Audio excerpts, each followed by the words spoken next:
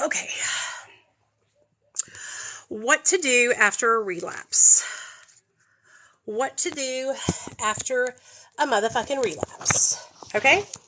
What to do after a relapse. So come on in, you guys. Come on in. Come on in, y'all. Come on in. What to do after a motherfucking relapse. What to do? You're in Connecticut? Okay, hold on. Hold on. What to do after a motherfucking relapse. Okay. What to do after a motherfucking relapse. Okay, so what do you do? So first of all, how many of you guys have struggled with relapses? Anybody in here struggle with relapsing?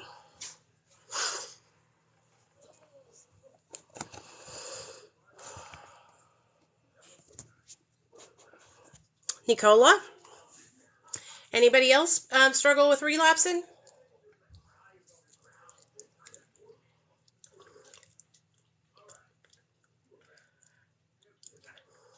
So, listen to this, okay? I have struggled with relapse in the past also, so I can relate, motherfuckers. I can relate. So, just because you relapse doesn't mean that you've lost everything that you worked so hard to gain in your sobriety, okay? You know what relapsing is? Relapsing is a warning, okay? Relapsing is a warning. It's saying, hey, something's not working, and you need to wake up and make a change. Yoo-hoo! Something's not working, and you need to wake up and make a change. So many of us struggle with relapse. There's nothing to be ashamed of, okay? But what you don't need to do if you have a relapse is stay stunted in your relapse. Okay, what do I mean by that? What I mean by that is you don't need to be like, oh, poor me, poor me. I'm never going to make it. I'm never going to be able to stay sober. Oh, poor me, poor me, right? That's not going to help you any. That's not going to get you anywhere, okay? Pity poor me ain't going to do shit, all right? You got to get up, shake it off, and make a change in your life, okay? Get up, shake it off, and make a change in your life. Hey, Terry, what's up, girl? I've been an addict for 28 years clean, 3 years. I've relapsed 100 times before now. It's different. Yeah, that's what's up. Hey, Leslie. So, when you relapse, we don't stay in our relapse. Hey, Blondie. We don't stay in our relapse. We don't sit there and cry. We don't think about how we want to die or how we're never going to be able to make it. We do not focus on the negative, okay? What we do is we shake that shit off, okay? We shake that shit off. We pick up our fucking bootstraps. We pull up our big girl panties. And we make a change, okay? When we have a relapse, it's a sign. It's a signal saying something's not working. We need to make a change, right? So, for instance, every time I tried to get sober, I would get sober and I would make it to about 6 months or 9 months. And then I would relapse every single time for 10 years. Okay? Then in 2015, I lost custody of my son and I went into treatment. Got out of treatment, and then my husband picked me up and we started fighting for our son. Now, while I was in treatment, my husband had got put on MAT. And so when he came to pick me up, he said, hey, sorry, my hair's driving me insane, y'all. Hey, Nicole, I got on MAT. And I was like, what do you mean you got on MAT? It helps me. It helps me stay sober. And I was so mad at him, right? Well, after about a week or so, and I was struggling, my caseworker said, why don't you go talk to the doctor about MAT treatment? And I was like, no. She's like, you should try it. Because if you relapse again, we're going to terminate your rights. And I was like, okay. So I went to the doctor. And the doctor sat me down and he said this to me. He said, Nicole, what have you always done? I said, well, doc, I'll go to treatment. I always go into rehab. Then after rehab, I make sure I have a sponsor before I leave the treatment center.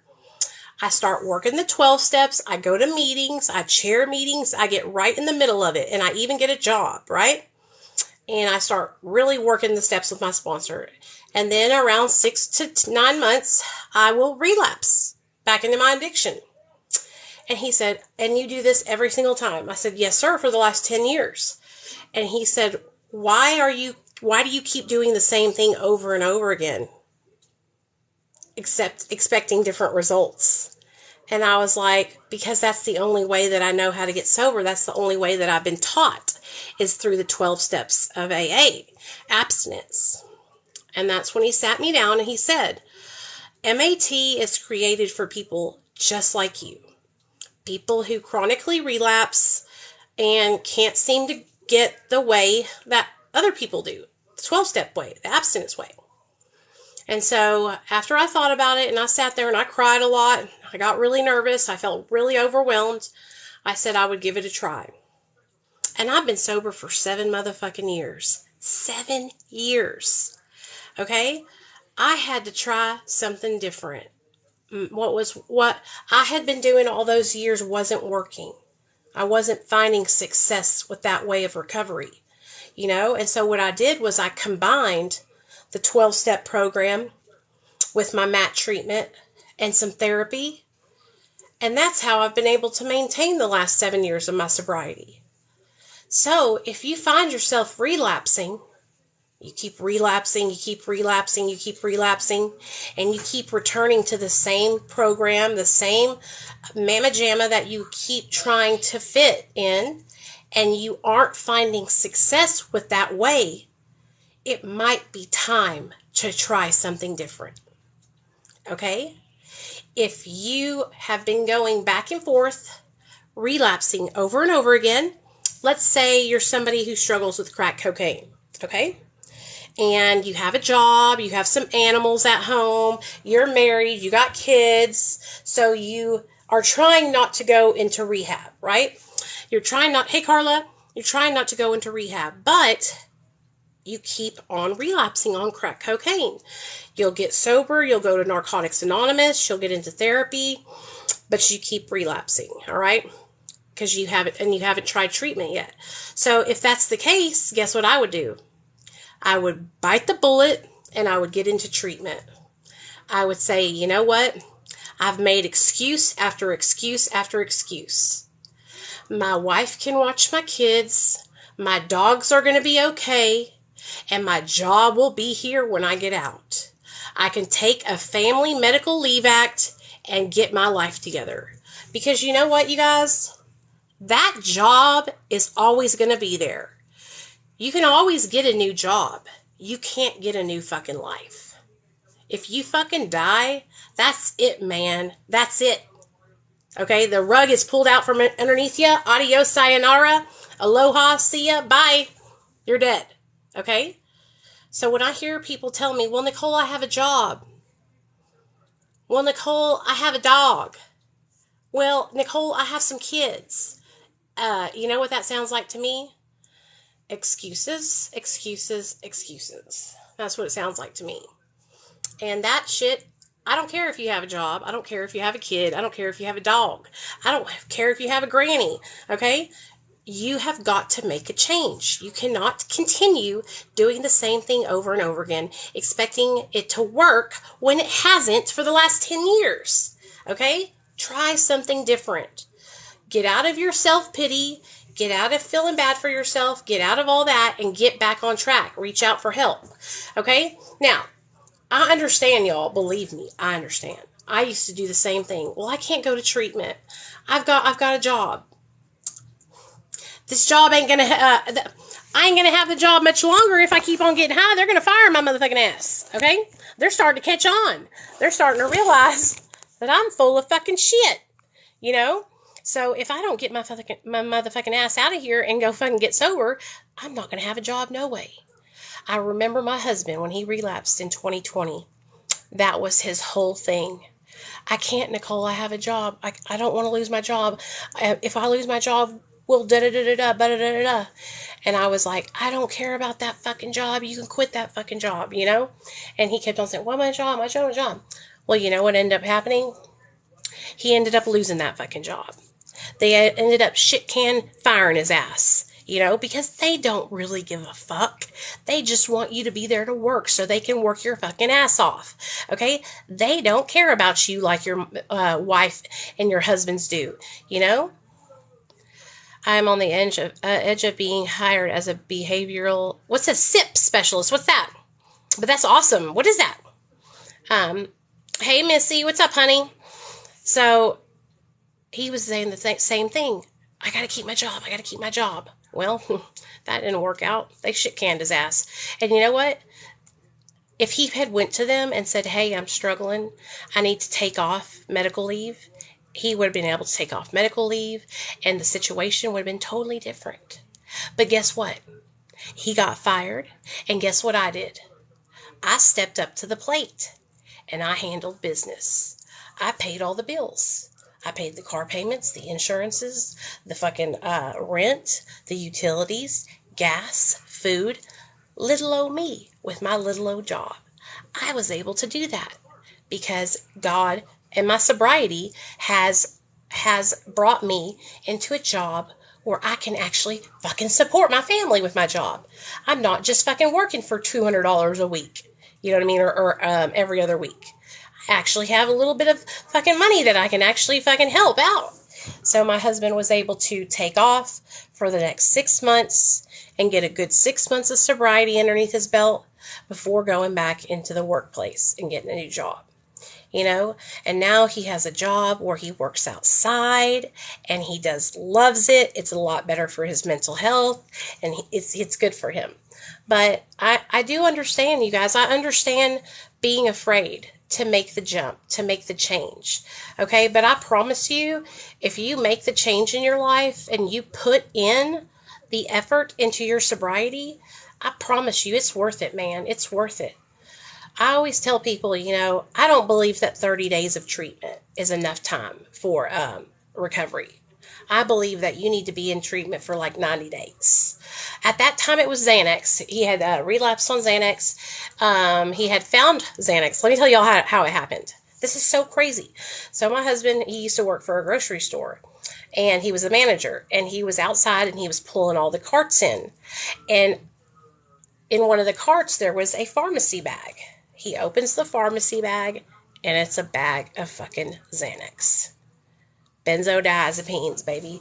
Benzodiazepines, right there. Right there, front and center. It is a statewide inpatient psychiatric program for recovery and behavioral health. Oh, wow, that's awesome, girl. I'm happy for you. Congratulations. That sounds like a big position, like a really important position. So, what was I saying? Anyway, I forgot what I was saying. Oh, yeah. It was Xanax. And when he takes Xanax, it makes him really, really loopy. And he starts slurring his words. He can't fucking... It was bad. It was bad. But we handled it. And like I said, he ended up losing his job. And now he has a really good job where he gets to work outside. And he actually enjoys what he does. So at that time when he relapsed, I could have relapsed too. I could have went off the deep end too and got high with him. And I'll tell you this, I was triggered.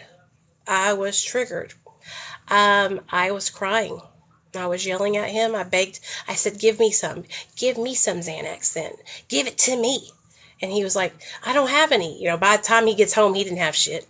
You know, and I was so mad at him. Not mad at him because he didn't have Xanax, but mad at him because I was worried. I was afraid that I was going to lose my husband. I was afraid that he was going to die. Okay? So when he came home, I told him, you know, you can't be around me and Nate. You have to go to your mom's house. I cannot have you around my son. And my son was asleep, thank God. I don't want Nate to see you like this. And so he stayed at his mom's house. And that's how we did it, y'all. He stayed at his mom's house because he stayed relapsed. He stayed relapsed for like 3 months. And I was so upset because I was so used to managing and controlling him. taking his car, taking his debit card, calling in for him at his work. But I stepped away, I stepped back, and I let him fall. I let him fuck his shit up. And when I stepped back, that's when he lost his job. The best thing I could have ever done was step back and stop trying to fix his situation for him, because that was what was happening. I was always trying to fix his situation for him. And that's what a lot of us do, okay? A lot of us that are recovering addicts, we try to save people, right?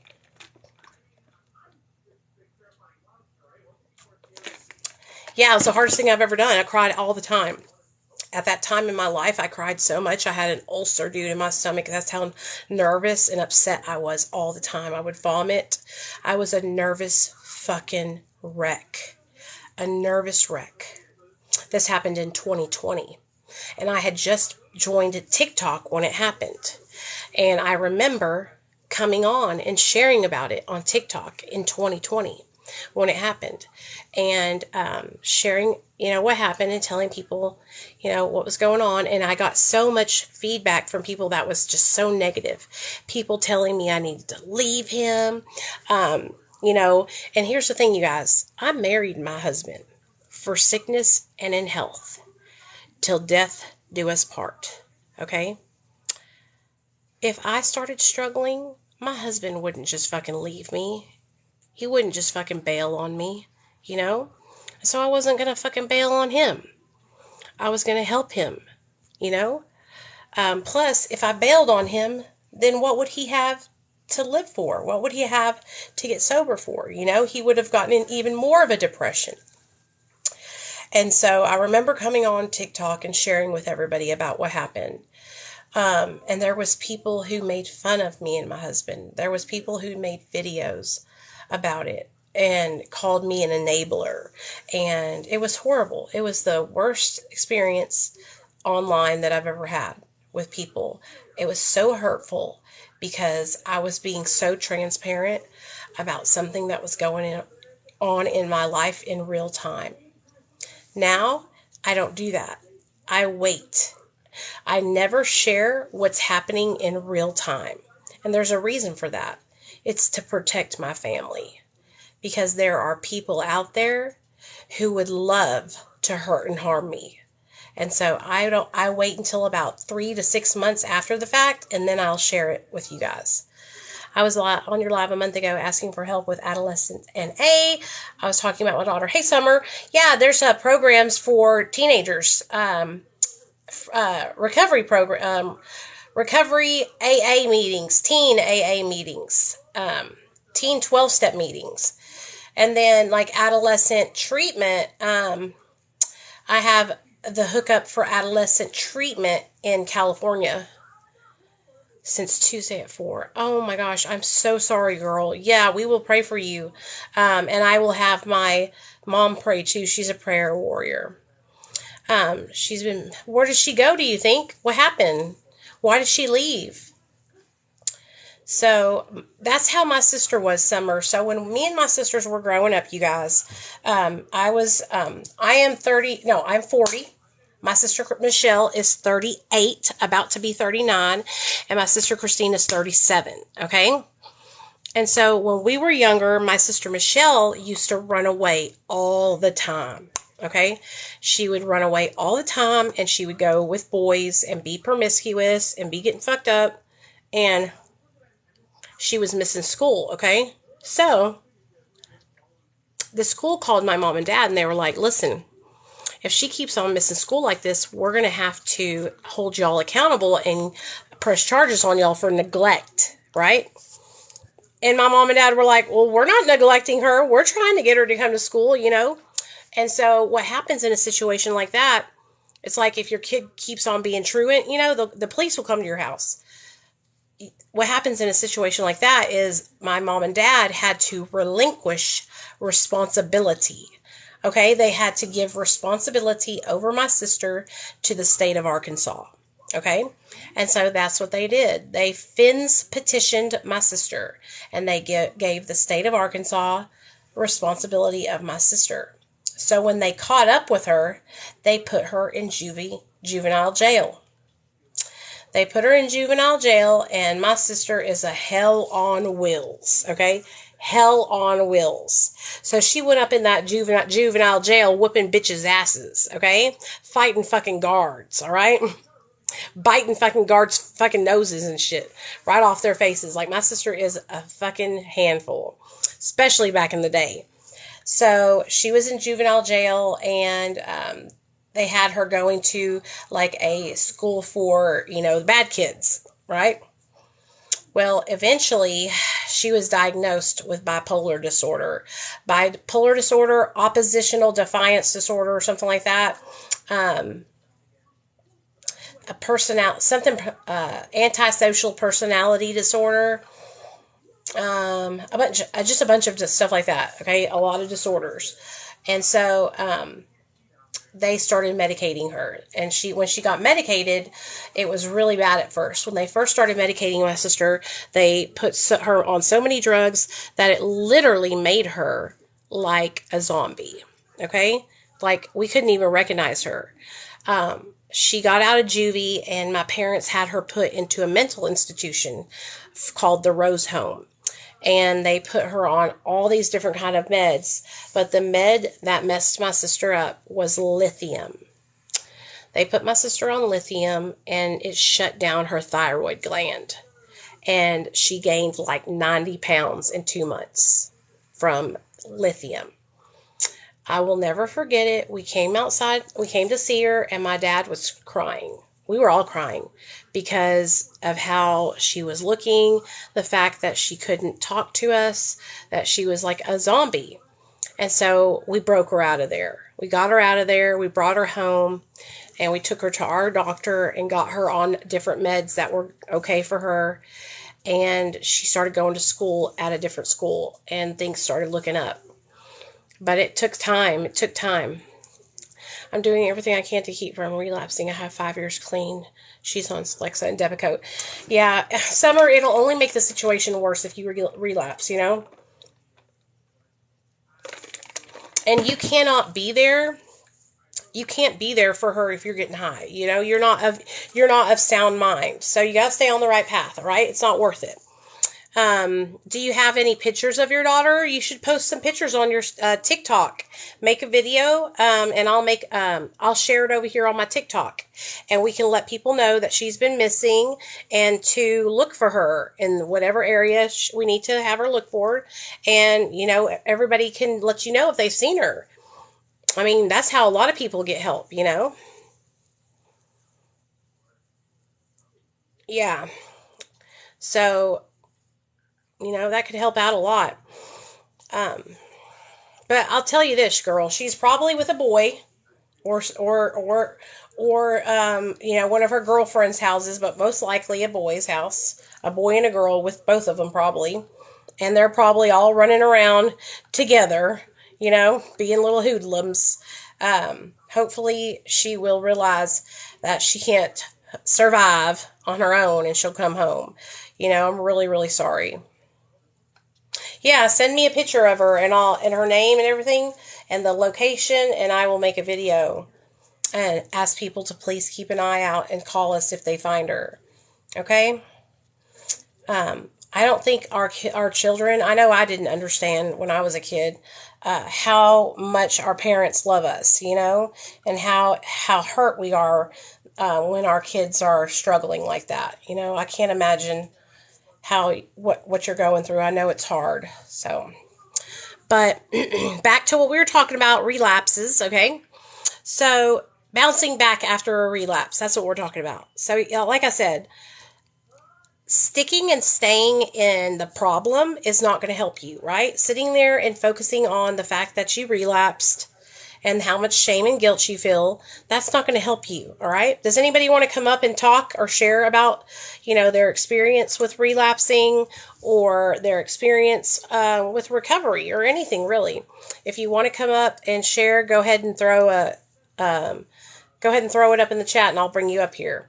But yeah, focusing on, like, the changes that need to be made. So we can focus on being ashamed. We can focus on feeling guilty. We can focus on the fact that we failed again, right? That's what I would always tell myself, I failed again. I'm such a failure. I'm such a failure. Oh, fucking bullshit. No, you're not a failure. Okay, this is how life is. Life is about trial and error, right? We're going to start something and stop something. Begin and end. Begin and end. Okay? I'm a chronic relapser, IV drug user. Matt saved my life. Oh, that's awesome, Jenny. Good job.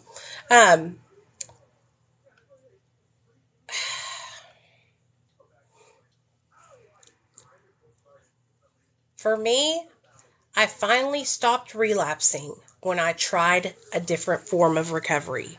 Okay? I had been trying to fit in to the 12-step abstinence-based treatment program since 2000. 2000 is when I went to 2001 is when I went to treatment for the first time, I think. And ever since then, I had been trying to fit into that 12-step model of recovery, and I would get started and I would do really good at the beginning, but I couldn't maintain sobriety on that alone. I needed something more. I needed medication for my brain. And I think that's what a lot of people don't understand. There's a reason why so many people relapse. It's because the program is flawed. It's because the program doesn't even have a high success rate. That's why other options are available. And that's why other options like MAT treatment are winning. People are getting sober with MAT, So, very small percentage of people actually get sober with 12-step. Very, very few. And I don't have anything against the 12 steps. Like, I love the 12-step programs. I just am telling you all the straight up truth, I love the 12 steps. I just hate that that's the only thing taught to people,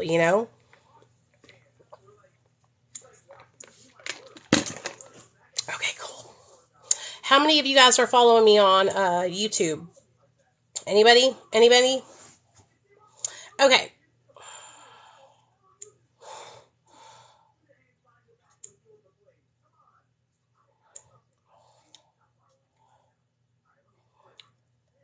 And here's the thing, you guys. Like, okay, good. I'm not downing. Thank you, Missy, for being here. Like I said, I don't want y'all to feel like I am downing the 12 steps because I support the 12 steps, right? But it's just the only thing that was ever offered to me. Did any of you guys have any other forms of recovery offered to you? Did any of you guys have any other forms of recovery offered to you?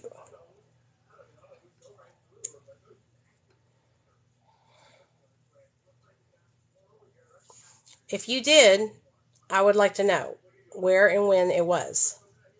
See, here in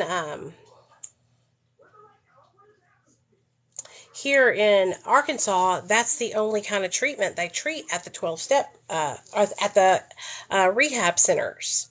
So it's like, what if you don't believe in 12 steps? What if that's not your thing, right? Like, that's all that they're giving you the option to even try. Like that, to me, that is just so ass backwards. They should be doing evidence-based treatment. And I feel like, AA, I feel like that should just be like a meeting that you go to, during the day or whatever, but it shouldn't be like the whole basis of the recovery program, the rehab program. So Dr. B used to have an outpatient program, right? And at the outpatient program, we were an evidence-based outpatient program. We didn't do 12 steps at all. Okay? So we would have talks like I'm having with you guys. Hey, what's up, Daddy? We would have talks like I'm having with you guys right now, like relapse talks about getting back up after a relapse. We would talk about medication management and how to take your medicine as prescribed. And if you struggle, with overtaking it, we were really opening up about all of our struggles. No, he doesn't do inpatient. We were opening up about all of our struggles. A lot of the kids that we would have group with would, feel really comfortable to share and stuff. So they would share, and we would go around the room and process, have a process group and let people share how they were feeling and what they were going through. To me, I get so much out of that. Like when other people come up and they share, I get so much out of that. Like I look forward to hearing other people share their experiences. And I don't mean like people that have been sober for 30 years, right? Because I know what they're going to say. I like to hear people who are just getting started. I love hearing that, In IOP, we discussed alternative treatments. Yeah. And so, like now there's ketamine treatment. Have y'all been seeing that? It's ketamine treatment for treatment-resistant depression, which I think that is fucking amazing. A lot of us, the reason why we keep relapsing is because our mental health, because we haven't got our mental health treated. And so if we can get our mental health treated and on point, then we can stay sober, And that's what I started to realize. I started to realize, like, wow, if I start paying more attention to my mental health, then I'm going to be okay. And that's the truth, y'all. When I'm struggling with my mental health, that's when I want to get high, that's when I want to, go out and fucking relapse, is when I'm struggling. Like this last December, in the wintertime, y'all, I'm so surprised I made it through 2021 sober. I'm telling you guys, because of all the harassment that I was getting from Tanya and from her friend. I mean, it was so much that I couldn't take it. I was suicidal. And I've never been like that. Dude. I have always been like a super strong person, and I just, after a while, it just started to weigh on me, and weigh on me and weigh on me. And I kept asking myself, like, why? All I want to do is help people. All I try to do is be a positive influence and inspire people. All I try to do is share what works for me. Why is this happening to me? Why is this happening to me, right? I think a lot of people, when they see my content here on TikTok and Facebook and Instagram, people get upset because I talk about drugs the way I do. The reason why I talk about drugs the way I do is because I'm not ashamed anymore. I used to be really ashamed, so I would steer away from talking about methamphetamine and cocaine and the stupid stuff I did when I was high, because I still had a lot of guilt and shame. But as I healed and I let go of that shame and that guilt, I started to realize how much power I had and how much sharing my stories helped me heal. Like every time I tell a story about my past, I heal a little bit more. I'll tell y'all a story right now. So in 2009, I went to prison. Okay, I went to prison, and I got out of prison in 2010, and I paroled out to a sober living house here in Little Rock. I had never lived in Little Rock before. I was from Hot Springs, which is a smaller town, and I was coming to Little Rock, and I was nervous as fuck. My parents weren't going to let me have my car right away, and so I was going to have to make my way. I was going to have to find a job and make a way so I could pay my rent and get myself together. So I moved into the sober living house called Williamsburg. It was co-ed. You had girls on one hallway and boys on the other hallway, and then also boys down in the basement. A lot more boys than there was girls. And I moved into my bedroom, and my roommate, her name was Andy. Andy was like 17 or 18 years old. I think 18. She was 18 years old, and she had just got out of rehab, and she was a meth addict, shot up and everything. This girl was so young, y'all, like seriously, like just graduated high school. And we became very, very close. I became like a mother figure to her, right? We did everything together. We would do our big book studies together. We would walk to meetings together, everything. Well, I'll never forget when she relapsed, and she was sneaking out of the window, and she's like, please don't tell on me. And of course I was like, I won't, and I didn't. But I remember when she relapsed, I was so worried about that little girl. I was so worried, like, oh my God, please don't let her overdose and die out there, you know? But she came back higher than Cooter Brown on methamphetamine, thinking that none of the counselors were going to know. Well, they noticed. And then they hemmed me up and they were like, how come you didn't tell us that she was sneaking out of the window? And I told them, I said, because I didn't know. She would leave when I was asleep and come home when I was asleep. So I had no idea that she was doing that, you know? Well, she came back after that relapse, and she had gotten serious, you know, and she actually stayed sober and did well after that. But me and that little girl were thick as thieves, y'all. Thick as thieves.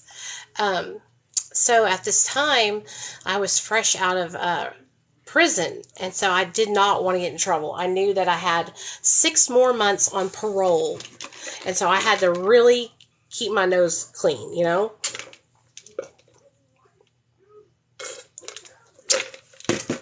I was on parole for possession of a controlled substance, a Class C felony.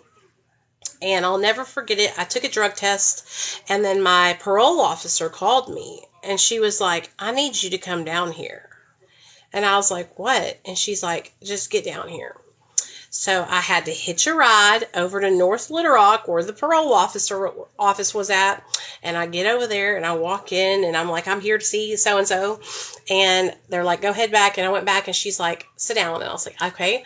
I sat down and she's like, you failed your drug test for barbiturates. Have any of you guys ever failed a drug test for barbiturates?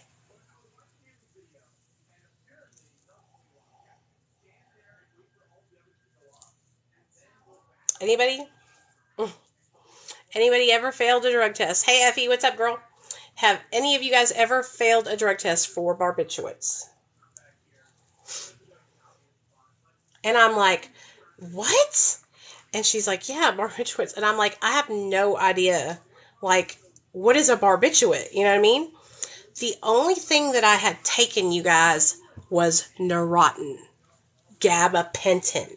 I had taken gabapentin at night to go to sleep because my roommate had some, right? And I thought, oh, that's not bad. You know, it's just gabapentin. I didn't even think that it would show up in a drug test. Well, I guess it shows up as a barbiturate because that's what I failed for. Barbiturates. Can you believe that? So anyways, she didn't revoke my parole, thank God, because I was very honest. You know, I told her, I said, listen, my roommate has Neurontin. I took a Neurontin 2 Neurotins to go to sleep the other night, and you know, that was it, probably about 2 nights ago. And so she was like, okay, it's all right. And I was like, whew, thank goodness, you know, thank goodness. She did not revoke my fucking parole, dude. And I got to go home and start my day off fresh. And I walked out of my parole with 6 months. I did really good. I walked off parole and I fucking made it. I had gotten a job working for Kroger, and I got promoted within 5 months to the deli assistant manager of the deli. And that's a big position in Kroger because Kroger does a lot of food, cold food, hot food, all kinds of different food, right? But the deli is popping. We're frying chicken. I was making chicken spaghetti. Every Thursday I made chicken spaghetti, right? And every Thursday, this little man in a wheelchair named Mr. John would come and order my chicken spaghetti. And every time I'd give it to him, he'd say, I sure do love your chicken spaghetti, Miss Nicole. And give me the eyes, right? Well, one day I came to work and my boss was like, you have a letter. It came to you in the mail. And I was like, what? And so I went and grabbed it. And it was a letter from Mr. John telling me that he sure did love my chicken spaghetti.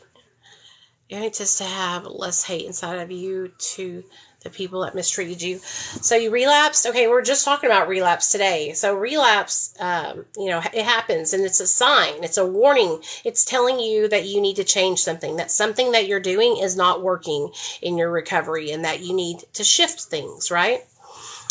So if you had a relapse, you need to step back and think, okay, what do I need to change? What in my life needs to improve? As far as like being more positive, like honestly, this is what helps me, okay?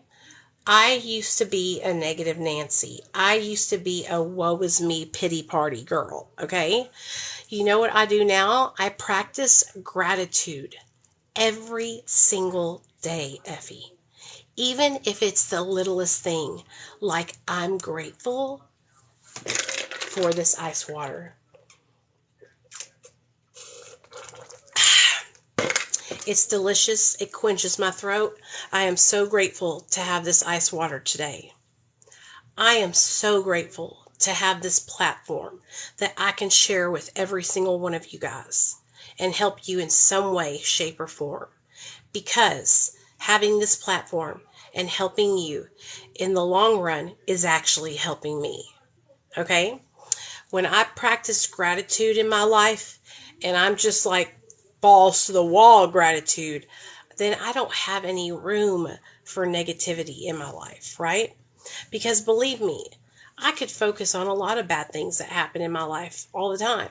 I could focus on all the hate I get, all the negative comments I get. I could focus on a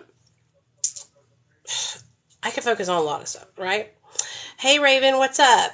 But instead, I choose to focus on gratitude. Instead, I choose to focus on my life and how much it's changed in the last 7 years, you know?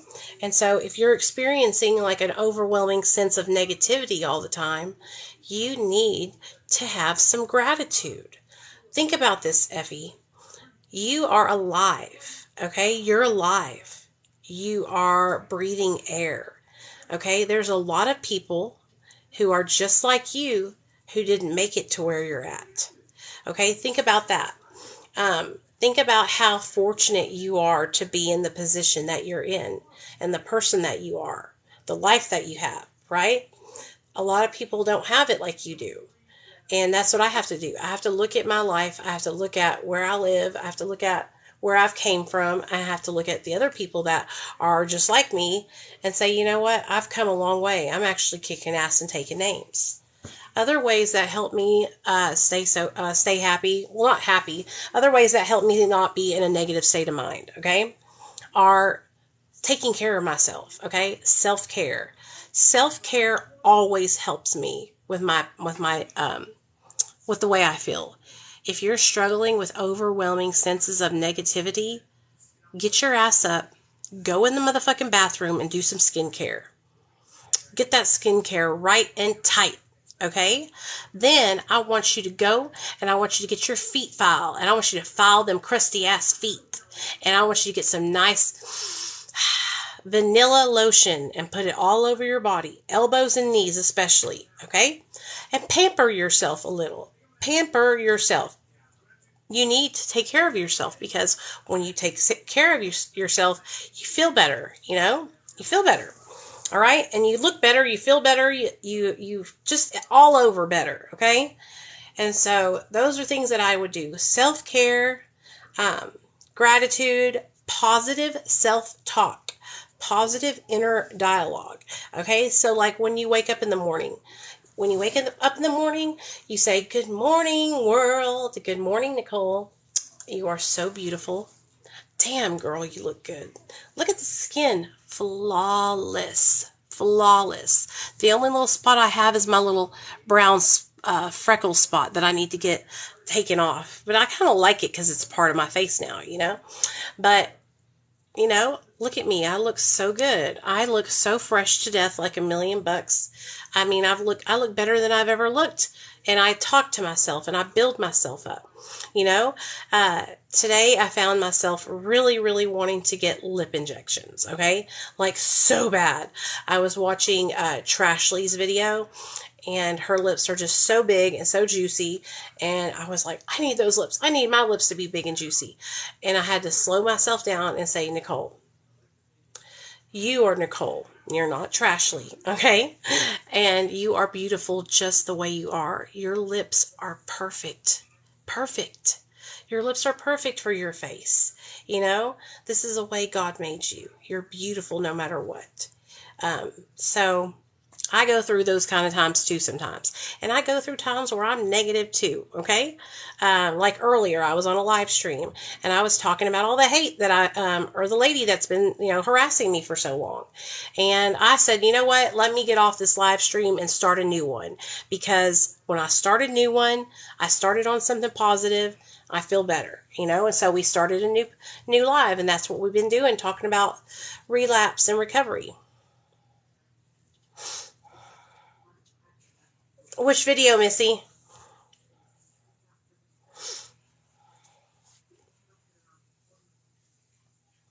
Do any of you guys have any questions? Any questions, comments, or concerns? Talk to me, you guys. Talk to me. Bring it on. Trashly. Hey, Clarita, what's up, girl? Yeah, so and then I have a friend of mine on Facebook. She works for a Botox, and Trashly place, and she does lip flips, okay? And they're only $100 for a lip flip. I'm so grateful for my for my doc willing to put me on that patch. Oh, what patch is it? The Bunavale? Tell me what the patch is, Clarita.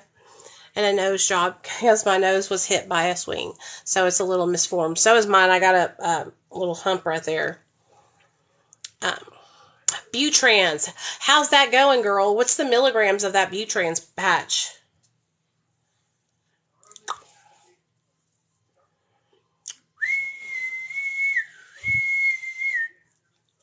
So I've heard that that Butrans patch makes it easier to taper off of too. Is that your experience? My dumbass almost killed my husband when you...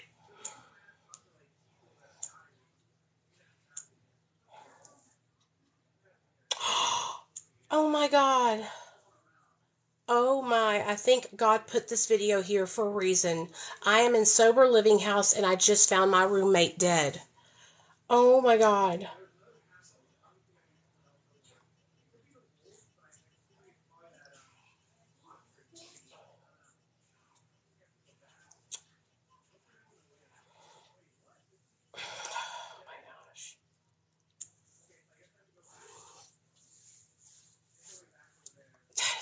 Oh my gosh, I hope that this person, Mike Peak, said that. That makes me so sad.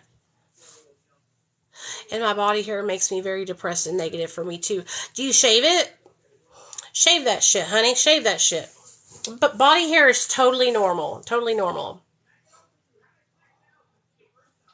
Yeah, his name is Mike. I'm fixing to message him right now. Oh, he doesn't follow me.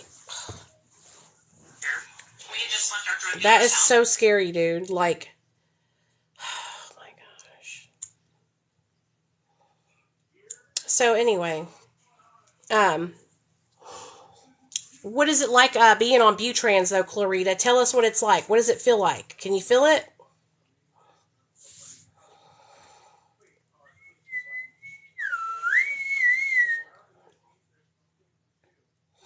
Money on my mind, money on my mind.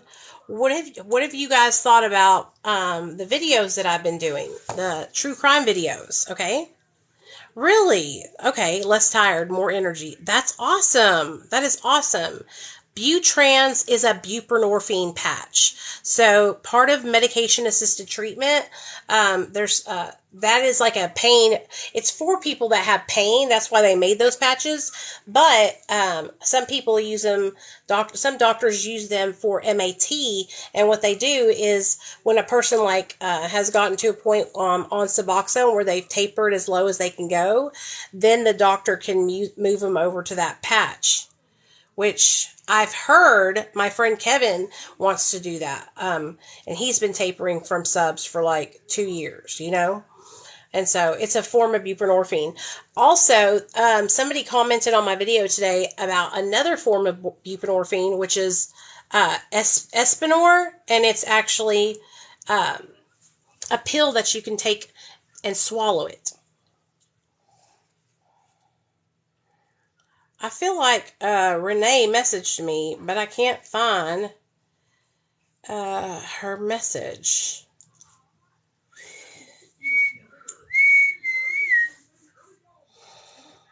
What's already growing?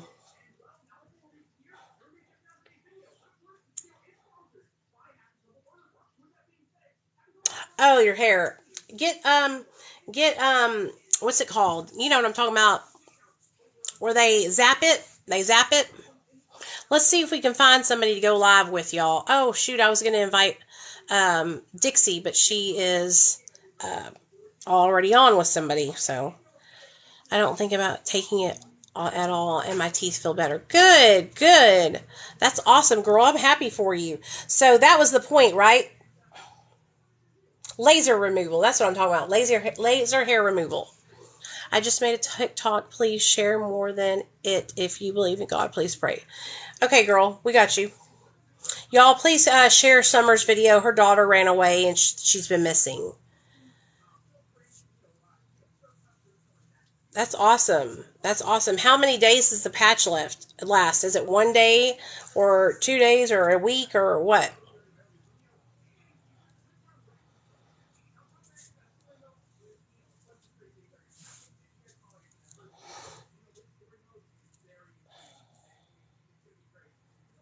So, you know, a lot of people ask me on Facebook why Facebook is brutal.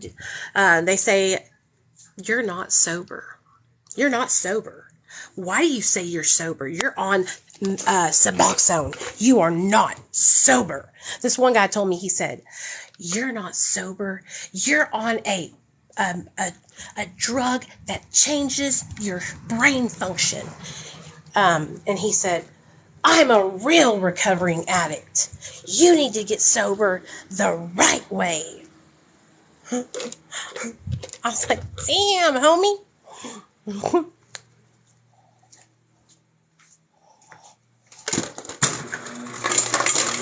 I was like, shit, really? Okay, sir. I'm getting me some more water, y'all. Gotta stay hydrated. To me, sobriety is about the changes that you make on the inside. It has nothing to do with the medications that you're on and everything to do with how you change your life and your behaviors. Okay? I used to think that sobriety was all about stopping drugs and alcohol. And I learned very quickly that a lot of people stop drugs and alcohol and they have no sobriety. A lot of people stop using and are miserable as fuck. Okay?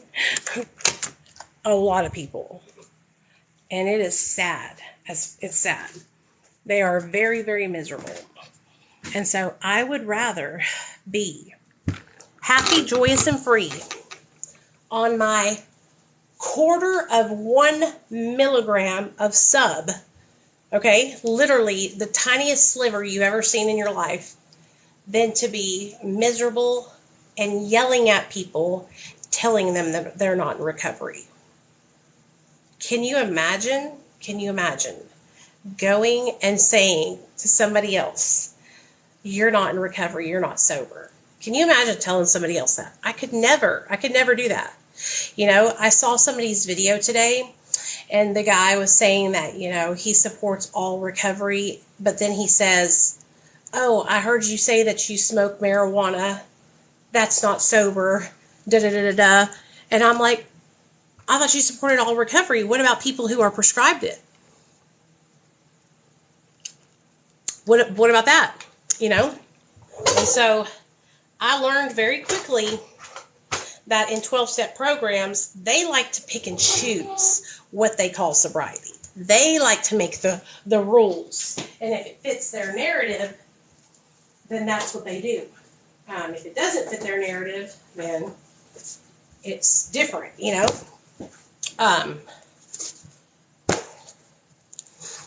So,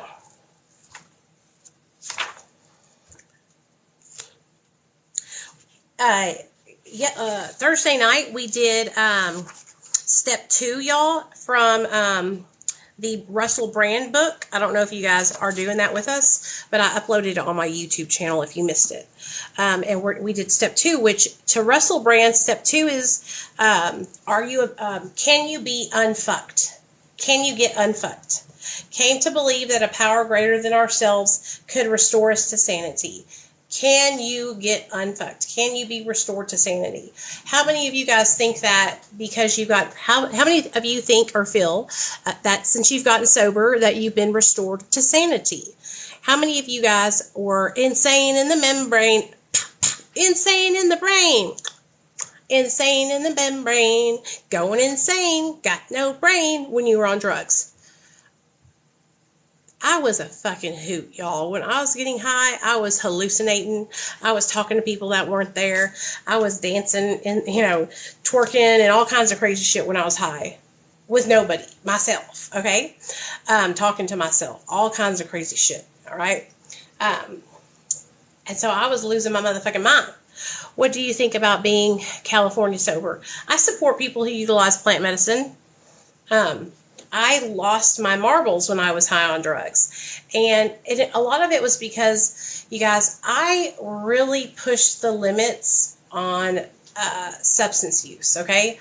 Like, I couldn't just take 2 Xanax bars. Like, I had to take 5 at a time. I couldn't just shoot a Roxy. I had to shoot 2 to 3 Roxys. You know what I mean?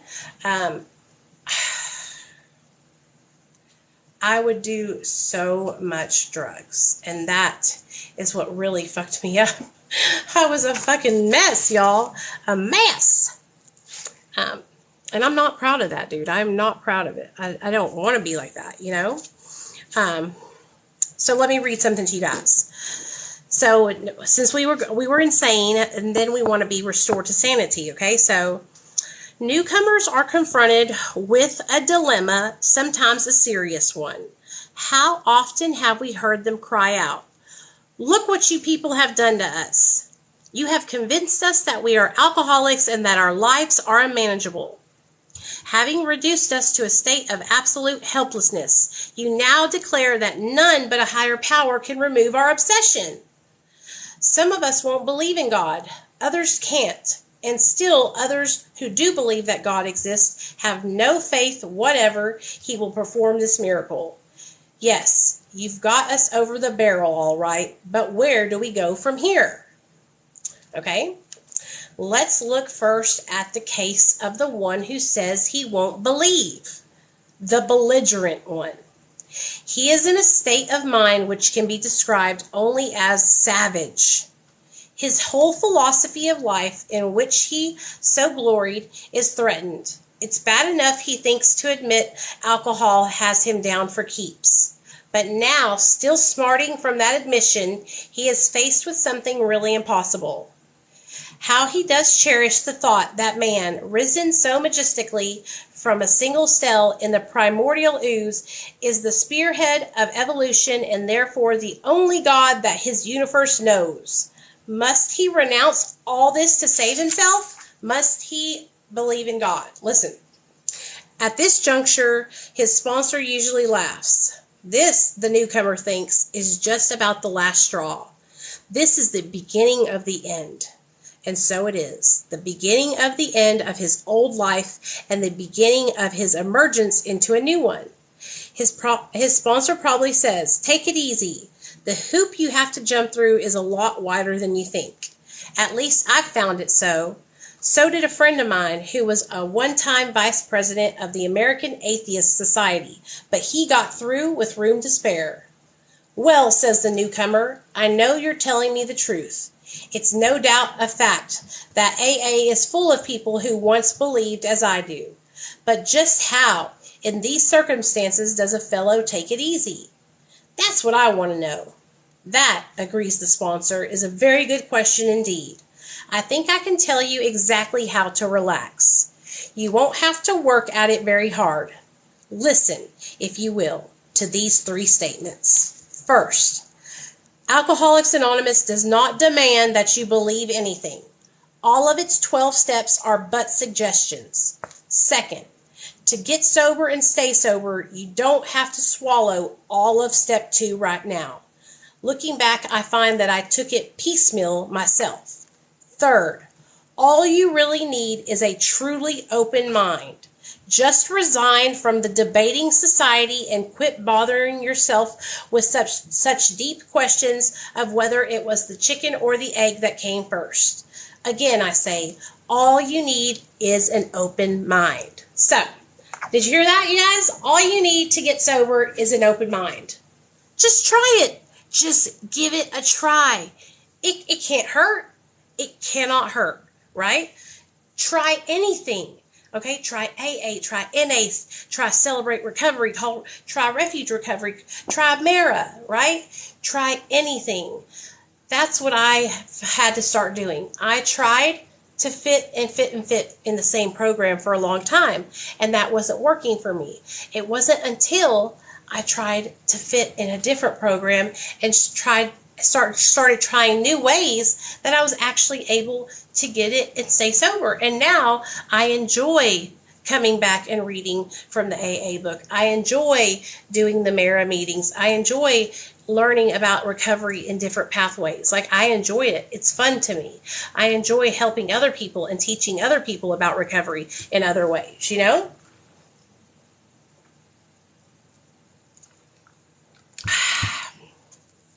So, the sponsor continues. Take, for example, my own case. I had a scientific schooling. Naturally, I respected, venerated, even worshipped science. As a matter of fact, I still do, all except the worship part. Time after time, my instructors held up to me the basic principle of all scientific progress. Search and research, again and again, always with the open mind. When I first looked at AA, my reaction was just like yours. This AA business, I thought, is totally unscientific. This I can't swallow. I simply won't consider such nonsense. Then I woke up. I had to admit that AA showed results, prodigious results. I saw that my attitude regarding these had been anything but scientific. It wasn't AA that had the closed mind. It was me. The minute I stopped arguing, I could begin to see and feel. Right there. Step 2. Gently and very gradually begin to infiltrate my life. I can't say upon what occasion or upon what day I came to believe in a power greater than myself, but I certainly have that belief now. To acquire it, I had only to stop fighting and practice the rest of the program as enthusiastically as I could. This is only one man's opinion based on his own experience, of course. I must quickly assure you that AAs tread innumerable paths in their quest for faith. If you don't care for the one I've suggested, you'll be sure to discover one that suits you if only you look and listen. Many a man like you has begun to solve the problem by the method of substitution. You can, if you wish, make AA itself your higher power. Has anyone here been through all the steps? Yeah, I have been, like 4 or 5 times with my sponsor. Here's a very large group of people who have solved their alcohol problem. In this respect, they are certainly a power greater than you, who have not even come close to a solution. Surely you can have faith in them. Even this minimum of faith will be enough. You will find many members who have crossed the threshold just that way. All of them will tell you that, once across, their faith broadened and deepened. So, do you believe that you can be restored to sanity? Do you guys believe that you can get sober and change your life and be happy, joyous, and free? Do you believe it? Okay? Do you believe it? Do you believe that I believe that you can? I believe you can. Okay? All you have to have is a mustard seed of faith. Okay? And believe that you can do this. Believe that you are loved and that you are worthy of sobriety. Okay? For the longest time, when people would ask me, Nicole, do you believe that you can get sober? I would have said no, because I did not believe it. And then I remember my sponsor asking me, do you believe that you can be restored to sanity? Do you believe that you can be happy and get sober? And I was like, no. I was hopeless. I had lost all hope. And that's when she looked at me and she said, well, do you believe that I believe you can? And I said, well, yeah, I can believe that you do. And she said, well, that's just enough. That's great. That's good. You know, she's like, that's all I need you to do is believe that I believe. Okay? And that's when she sat me down and she asked me, you know, did I have a higher power? And if I did, you know, who is it? Is it nature? Is it Allah? Is it Buddha? Is it Jesus? Like, who is it? You know, and I told her I believed in God and that God was my higher power. And she said, okay. Well, then what we're going to do today is you're going to sit down, get on your hands and knees, get on your knees, and you're going to pray. You are going to pray, and you're going to talk to your higher power, however you want to talk to him, because it's your higher power, and this is your relationship that you're going to be building, okay? It's not mine. I cannot direct you. I'm not going to tell you the prayer to say. This is your prayer. This is your talking to your higher power, okay? And that's what she told me. She wanted me to talk to my higher power and ask my higher power to help guide me and help me get and stay sober. You know, help me stay sober to change my life. But I could ask him or talk to him in my way. I don't have to say anything the way she's telling me, right? And so she wanted me to spend time talking to my higher power every single day, all right? 20 minutes a day, right, where I talk to my higher power. I could split that up, 10 minutes in the morning, 10 minutes in the evening, but I needed to do 20 minutes a day of connecting with a power greater than myself, okay? And so that's what I began to do. I began to talk to God every single day. I would talk to God about the way I was feeling. I would talk to God about what I was thinking. I would talk to God about what I was struggling with. And when I felt like I was going to fail, I would talk to God, you know, and slowly but surely, the relationship that I once had with my higher power when I was a little girl, when I got saved, when I, you know, was at church and the Holy Spirit, you know, filled me up, I started to feel a connection with God again, like I used to when I was a little girl. I'll never forget it, you guys, because I went from being a young girl who, like I said, was in church, saved, baptized, connected, you know. I was very connected with God. I had like a relationship with my higher power, to running away from him and started using drugs and alcohol, right? And when I started using drugs and alcohol, that's when I started to push God away from me, because I felt like, one, I knew that I was doing wrong, you know. I knew that I was doing stuff that I wasn't supposed to be doing.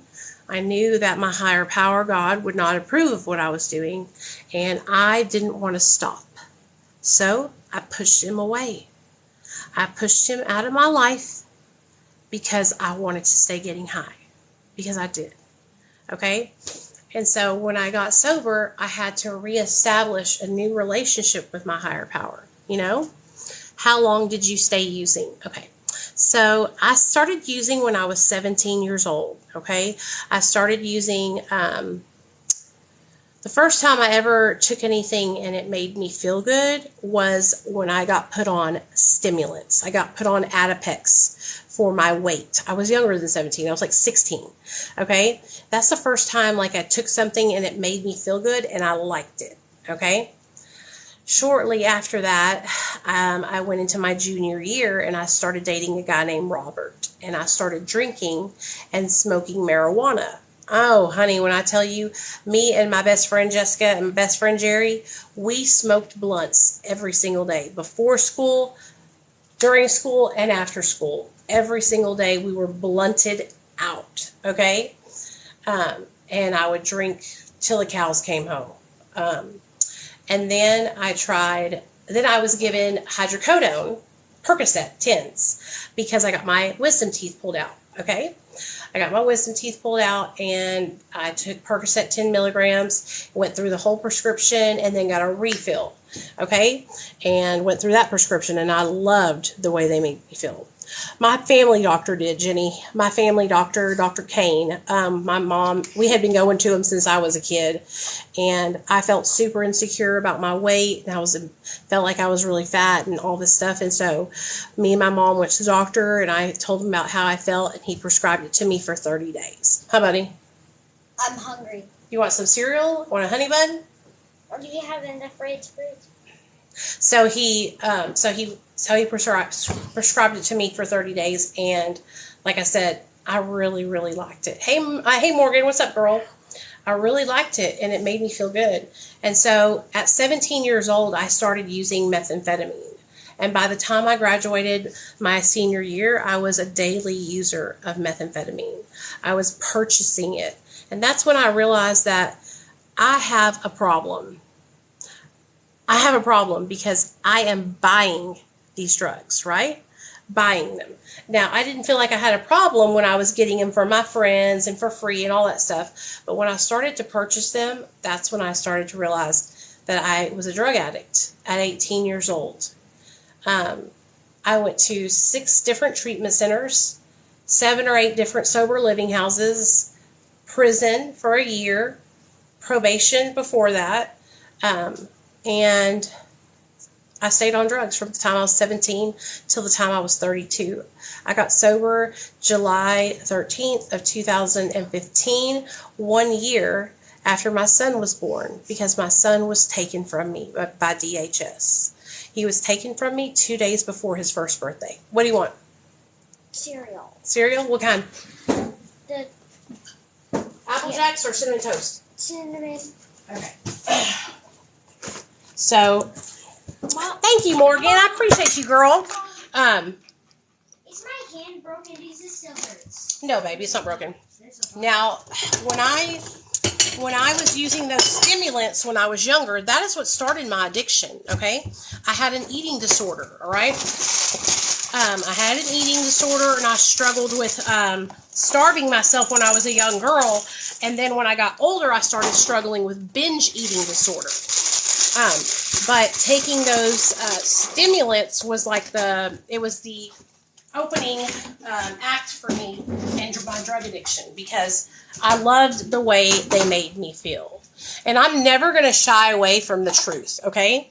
Like, hey, Ryan, I'm never going to shy away from the truth. I will tell you guys, like, I liked the way it made me feel. I wanted to take more, you know, and that's when I got on cocaine and methamphetamine and all that good stuff. Now, one thing about me is, Nate, come here, Nate. One thing about me is, like, I just go back and forth, right? I was addicted to multiple substances for the whole time I was addicted. And so if I didn't have meth, I would use oxys. If I didn't have oxys, I would use meth. If I didn't have either one of those, I would take a whole bunch of benzos. If I didn't have none of that, I would take a whole bunch of somas. And it was just a roller coaster ride. Up and down, up and down, up and down.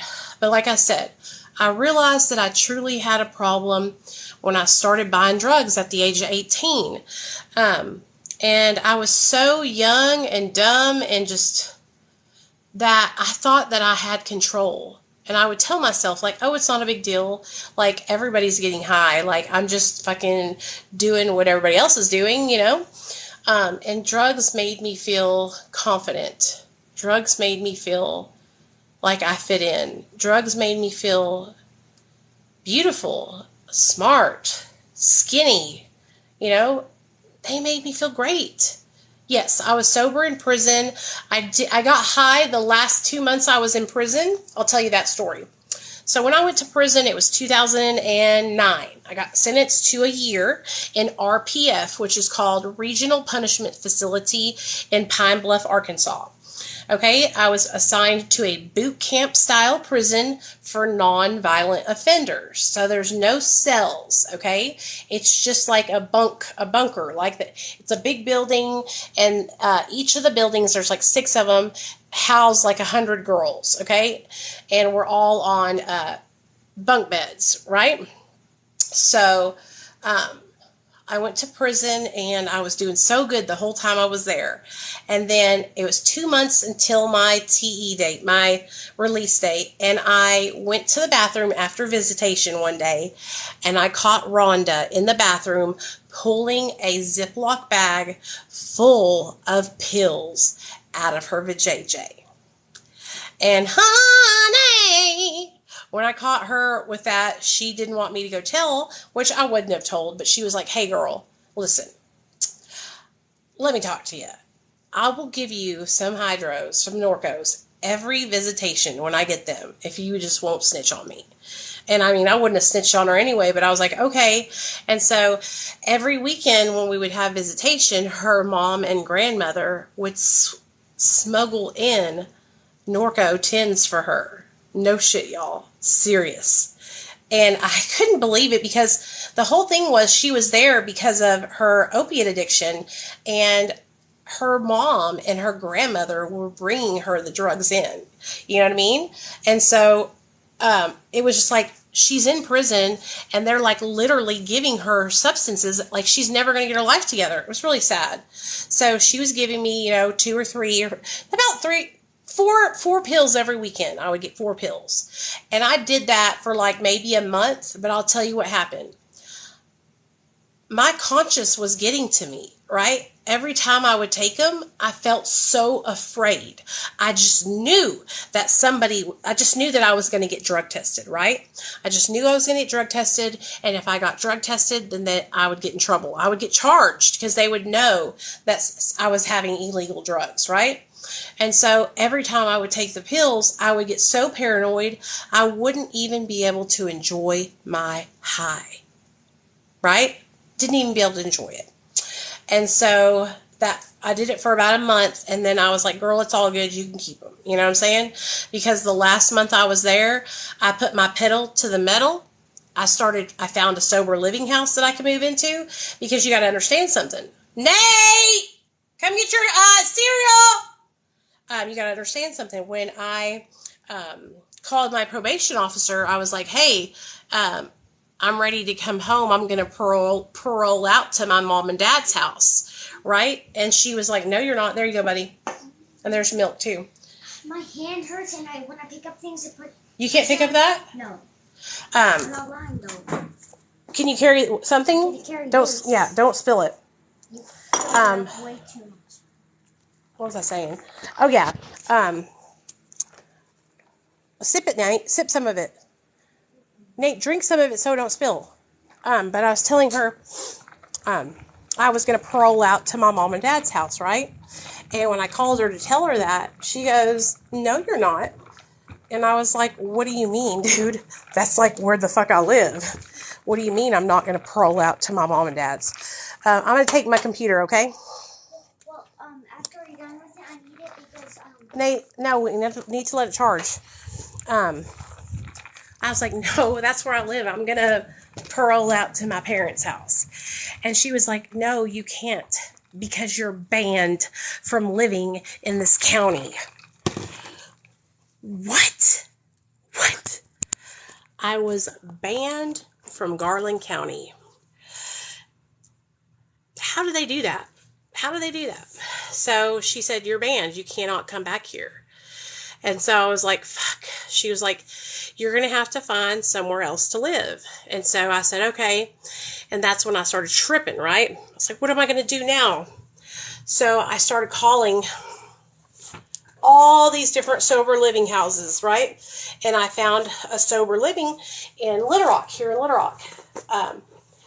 I ended up getting a hold of them and setting that up and getting the address and sending it to my probation officer so she could approve it. She approved it, and I was on my way. And so my last day of prison, they gave me my clothes, and they didn't fit because I had gained like 40 pounds while I was in prison because I was skinny when I went in. And so they gave me my clothes. I put on what I could and barely zipped it up. And they gave me a check for $50. I had worked in laundry every single day from 2 a.m. until about 1:30 p.m. every day.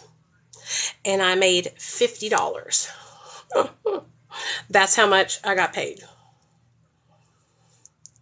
What was the moment that made you want to stop? That made me want to stop using drugs? Specify which I think that's what you're saying. When I wanted to stop using drugs? Well, it was when my son had gotten taken away from me, and I was in treatment. While I was in treatment, I had relapsed on Xanax inside the treatment center, and they caught me. When they caught me, they had me come and sit down with the owner of the treatment center, the director, my caseworker from CPS, who else? And my counselor.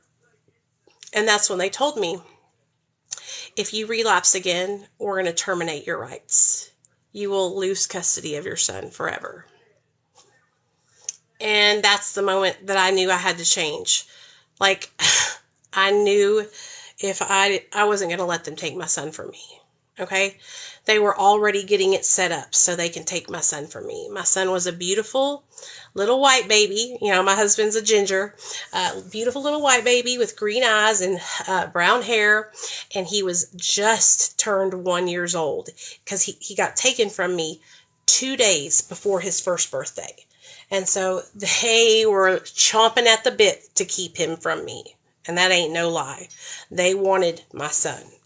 And so when that happened, I knew right then that I had to change and that nobody was going to stop me from getting my son. Nobody. Do you guys have any more questions? Anything y'all want to know, go ahead and ask me. I love it when y'all ask me questions. It makes it easier for me to continue sharing and talking. So I got out of prison and I went to that sober living house, and I'll never forget it. My parents picked me up. Like I said, I got the check. My mom brought me some clothes that I could fit into, and we went out to eat at this Mexican restaurant here in Little Rock that was right across the street from my sober living house. And you'll never guess what? My friend Scott came with my parents. Now Scott, if y'all remember, was my best friend that I met while I was in treatment all the way back in 2002 or 3. He was a gay guy that I had met in treatment, my first treatment center ever, and now it's 2010. And he came with my mom and dad to pick me up and go out to eat with us, and because he also lived in that sober living home. And so that made it even more comfortable for me because my friend Scott was there and I knew everything was going to be okay. Scott showed up with a beautiful purple leather Vince Camuto purse. Because for those of you guys that don't know, I love purses, leather ones. And so he had got me a beautiful designer bag and I was so happy. I cried tears of joy. And I began my sober journey there at the sober living house, going to meetings. And then I met this girl named Holly. And Holly worked at Kroger in the deli. And she said, you know, I'll put in a good word for you. You should come apply at Kroger for the deli position. And so I said, okay, girl, I'll be there. And she had talked to her boss and told him, you know, all about me. I put in my application, and then my boss, Mr. Burnett, called me and he said, come in, it's time, you know, I want to interview you. So I came in and he said, you know, like, why should I hire you? And you guys, when I tell you, I sold myself to him. I said, because I'm the shit, because I'm a bomb ass motherfucking worker. Okay. That's why, because I am a hard worker. I'm dedicated. I know what I'm doing. My customer service is off the chain, okay? Off the chain. I love working with people. I love helping people. So you would be dumb not to hire me. And he hired me. I can't even imagine the feeling you felt seeing him and receiving that beautiful purse. Absolutely, you guys. Absolutely. And he was my only friend that wrote me when I was in prison. No one else did. My mom and dad did, of course. But Scott wrote me when I was in prison. And we met in treatment. You know, we met in treatment like 9 years before that, you know? So it was really, really special. And the way we met in treatment was he was working in the kitchen, okay? He was working in the kitchen, and when I got to treatment, I got there after him, they assigned me to working in the kitchen with him. And so every morning we would wake up, we would go down to the kitchen to make everybody breakfast, and we would listen to Madonna's CD because he brought it with him, and he was obsessed with Madonna. And so we would be in there singing like a virgin. He, you know, all the good Madonna classics, and then the new Madonna. We were just having the time of our life. And I would make a whole spread: sausage, biscuits, pancakes, waffles, eggs, bacon, just everything that you can imagine, you know, fried potatoes, chorizo, all kinds of good food. And we would have a whole spread for breakfast at the treatment center. And so, yeah, we became bosom buddies, right? And so at this time, you could still smoke cigarettes in treatment. And so we would go outside and smoke cigarettes together. I mean, we were just the best of friends. Well, one day, Miss Edith, the counselor, now I want you to close your eyes and I want you to imagine Miss Edith. Miss Edith's got cornrows. She's got a gold tooth with an E on it. And she used to smoke crack and prostitute. Okay? Miss Edith ain't playing. Miss Edith ain't motherfucking playing.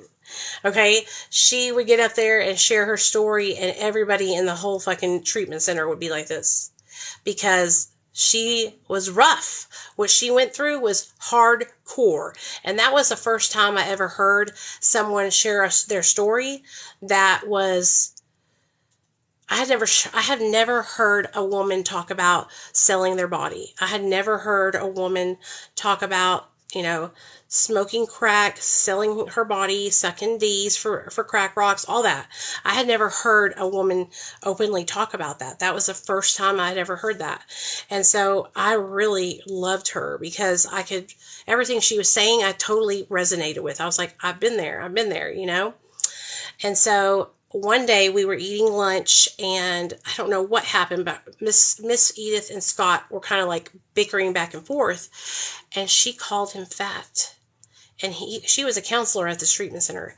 He got up and he ran out the front door of this treatment center and bolted down the street. Well, you know me, I got up and I heard her, DeMayo, don't. Bam, I was out the door right behind him, bolted after him, you know, telling him it's okay. Like, don't leave. Don't let her fuck up your shit. Don't let her dumbass get you to leave. You know, you've been doing so good. And so I got him to turn around and come back, and she apologized to him, of course, but the damage was done, you know, like, how the fuck are you going to call one of the residents fat, you know? He was so hurt. So we ended up leaving like just a couple of days. Like, he left before me and I left right after him. But I knew he was moving into the sober living house right there in Hot Springs, and I was moving back in with my mom and dad. My mom and dad had a rule: if I was sober, I could come stay at their house, right? Now, this would be the last time that my parents ever let me live in their house, just so you know. So I moved in with my mom and dad, and me and Scott went looking for jobs, okay? And so we found this really cute restaurant that was right down the street from his sober living house, called Colorado Grill. It was a Mexican restaurant. And so guess what? We both were able to get hired. Okay, we both got hired and we started working. And this is where I first learned how to bartend and wait tables. Scott taught me. And so I learned from the best of the best. And honey, I got in there where I fit in, and I was slanging food, okay? And one thing I can do is I can wait some tables, okay? I can wait some tables and I can talk, and people love that shit. So I was waiting tables and talking and having a good old time, right? Well, eventually what happened was I was working with my sponsor. Her name was Candy. Candace Regal was who it was, but we called her Candy. And he also had a sponsor. But one day we were at work, and this lady named Connie that we worked with had methadone 10 pills. And she I knew she had them. She pulled them out, and that's all it took. I asked her for one, and she gave me two, and then I was off to the races. Off to the races. Every day I would go to her house and buy methadone 10 pills before I would go to work, you know? And if I didn't have them, dude, I was miserable. I had to have them every day. You know, I loved them. I took them all the time. And so those in fucking Klonopin or Xanax. And so I relapsed, and I was right back to getting high, getting fucked up, and my life, hey Jason, my life was, you know, all the way back to the way it was when I got started. I'm back on drugs now. I just got out of my first treatment center. I put my all into it, right? I really was serious, and I failed just like that easy, right? That easy. It was like they just threw me right in my mouth, right? So I called Scott. He had relapsed also, only he had relapsed on smoking crack. And so I tried to keep it from my parents for as long as I could. You know, thank you, Jason. I love you too, man. I tried to keep it from my mom and dad for as long as I could, like hide from them that I was using.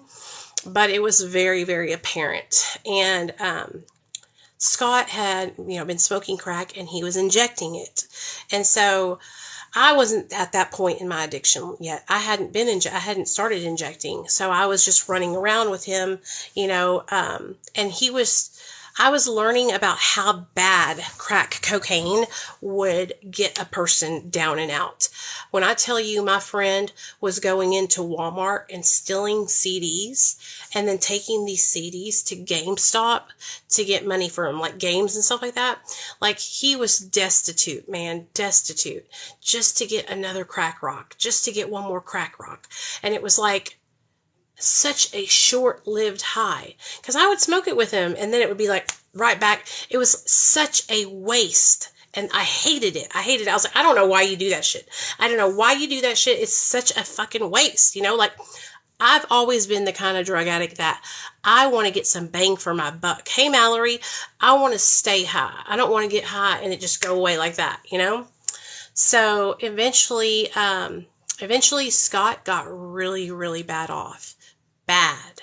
to the point where he was taking money from the fucking crack dealer, like standing him up. The crack dealer would front him. He wouldn't show up. And so what ended up happening is that crack dealer came after him. Okay. One day, Scott was trying to drive off, not pay the crack dealer, and that crack dealer jumped in the passenger seat of Scott's car, put a gun to his head, and told him to get the fuck out of the car.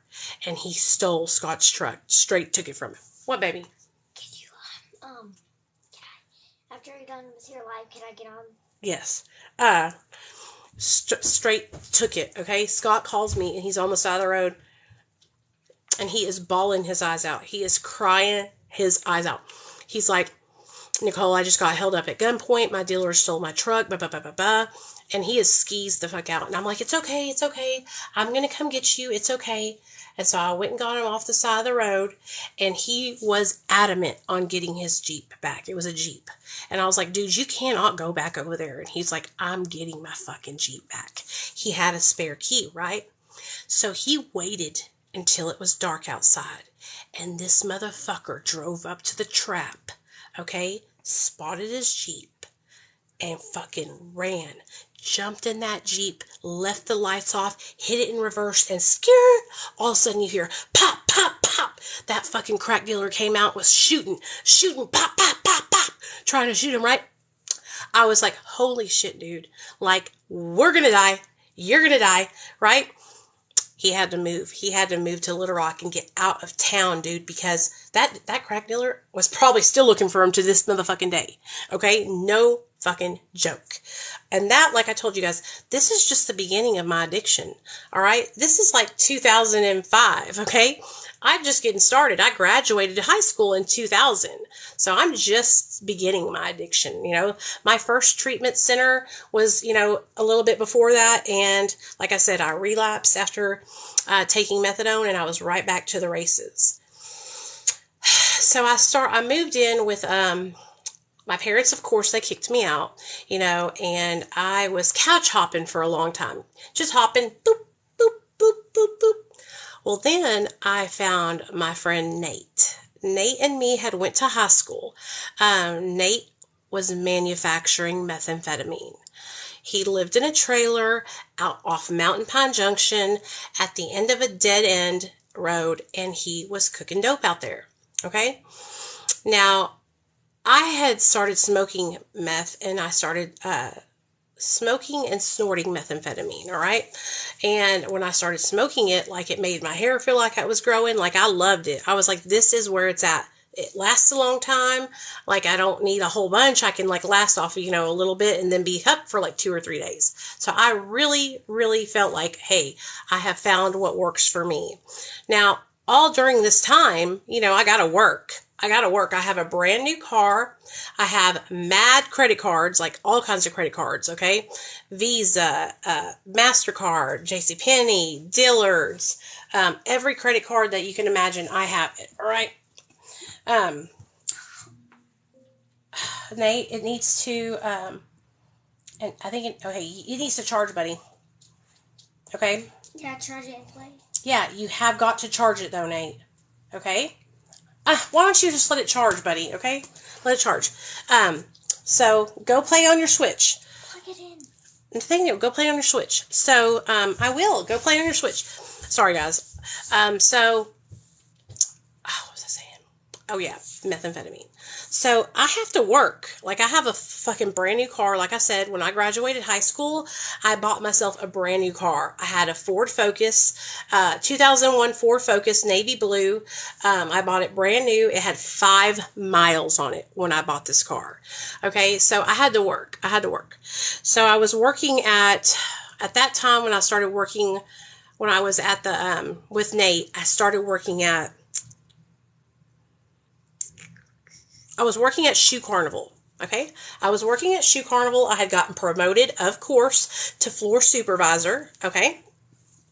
I was working as a floor supervisor at Shoe Carnival, and I was running around, and I started staying at Nate's house, okay? Well, one night, I went to a party from Shoe Carnival after I got off work, and I went over to this guy named Flash's house, okay? Well, at Flash lived in like this little shed, right? And then on the property with the rest of his family, where there's a house right here, a little shed where he lived at, and then a trailer back here. Where in the trailer in the back lived Lacey, Seneca, and then LD was there, which is Seneca's brother, right? So I went over there, and I had never met LD, and I was chilling, and we were smoking, and, just getting high, and LD came out from the back room, and I was like, I was smitten. I thought, oh my gosh, this guy's so cute. And so I gave him my phone number. I didn't think he would call me, Well, 2 or 3 days went by, and he called me, and I was at work, and he was like, hey, do you want to hang out? And I was like, sure. And so after I got off work, I went and met up with him. This guy, you guys, had no job, no place to live, no car, and he was on probation. And for some reason, I wanted to save him. For some reason, I felt like I could help him. I could make a difference in his life, right? I think a lot of it was because I was insecure. I had low self-esteem, and I was high. I was beautiful. Absolutely beautiful. Okay. I was not overweight. I am a beautiful woman, but I was younger, and I was in shape, and I was just gorgeous, right? And so I could have had any guy I wanted. I could have picked my boyfriend, right? And I chose this loser, okay? And you guys got to understand something, because this is very important. I saved this guy's life. I took him from being a literal loser to having everything. I got him off probation, paid his fines and fees, bought him a car, got him a place to live, okay, with me, all right? Got him a job so he could actually have a life, all right? When we first got together, we were living in a 1-bedroom efficiency, okay? I had actually left Shoe Carnival because I got a better job, a job offer for the state of Arkansas, working at the revenue office, okay? I was literally making people's driver's license IDs, car tags, all that. I did that. Okay. So I got a job working for the state of Arkansas, and we were living in that little one-bedroom efficiency. When I tell you guys, it was so bad that at night you could hear the pimps like beating the shit out of their girls. It was so bad. It smelled like crack smoke every day. We had one mattress that was on the floor, a small little refrigerator, and a little one-top thing that you could cook on, and then a shower and a toilet. It was an old TV that big, an old chair. It all came in the apartment. It was already there. Okay. And so we stayed there for 6 months. 6 months. And my mom and dad decided, my dad said, we want to come and see where you're living. And I was like, no, you don't. And they were like, yes, we do. And so my parents showed up. And when my dad stepped foot in that motherfucker, he said, oh, hell no. Hell fucking no, my daughter's not living in this shit fucking hole. When I tell you guys, it was horrible. It was horrible. We were living right above the French Quarters, which is a strip club in downtown Hot Springs, and it was really rough. Really, really rough. And so my dad was like, you're not living like this, dude. You make good money. You can get your own place. We will help you. So my mom started looking for places, and she found us this really cute trailer right down the road from her house in the country, on a nice little piece of land, super peaceful. It came partially furnished, and it was a really cute trailer, y'all. And so we moved into that trailer, got us a bed, got us some couches, a TV, and set up shop. And it was very nice. I was so happy with it. But of course, I'm getting high, and so is he. And we're just fucking getting high all the time. Well, by this time, I had gotten really good at my job at the state of Arkansas. And I was making good money. My bosses loved me because I was a hard worker and I was fast. So I ran the express lane. When you go to the DMV, so you know how they have a express lane where you can get your IDs and driver's licenses, or you can do your car tag renewals? That was me. I ran that line. And when I tell you, I was just pop, pop, pop, pop, pop. Probably because I was high, but I was just getting them out there. And so we were thriving. I was doing good. He was working. We were paying our rent. We were doing well. Every weekend we had a little process. We would go buy a bag of weed. I would go get us a bunch of pills, some, benzos and some opiates, and we would get fucked up, right? Okay, so I'm going to tell you about that, Ashley. Just hang on just a second, okay? So,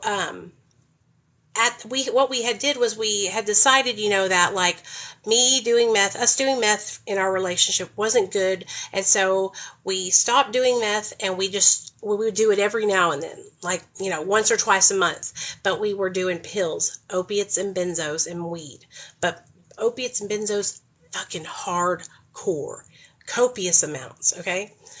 And so, I was at my job, and I was working, and this lady got mad because she didn't want to pay her sales tax. And you know how it is on sales tax for cars. It's high. It's like thousands of dollars, right? And so she got mad about it, and she tried to jump across the fucking counter and beat the shit out of me. And I got really fucking anxiety. Like, my anxiety was up, my heart was beating real fast, and I was having a panic attack almost.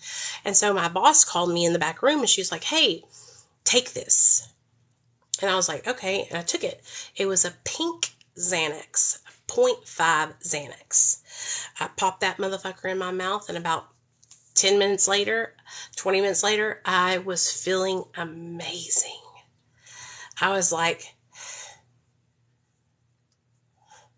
you know what I mean? I'd never taken a Xanax, I think, at that time. I was just taking opiates. I think I had taken like Valium, but I had never had a Xanax at that time. And I fell in love. And so I immediately made a doctor's appointment, went to my doctor, and got myself a prescription for Xanaxes, Norcos, and Somas. Okay? So now I got the 3-in-1 special. Norco, Soma, and a benzo. Okay? Xanax. And I could only get the peaches at the time. I was only getting 0.5s, but eventually I worked my way up to getting the footballs. You know what I mean?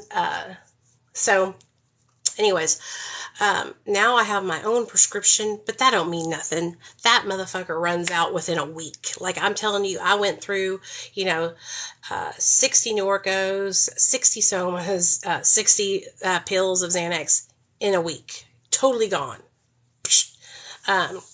So anyway, at my job, like I said, I worked really well, but I was honest with my boss, and my boss loved me. They loved me there.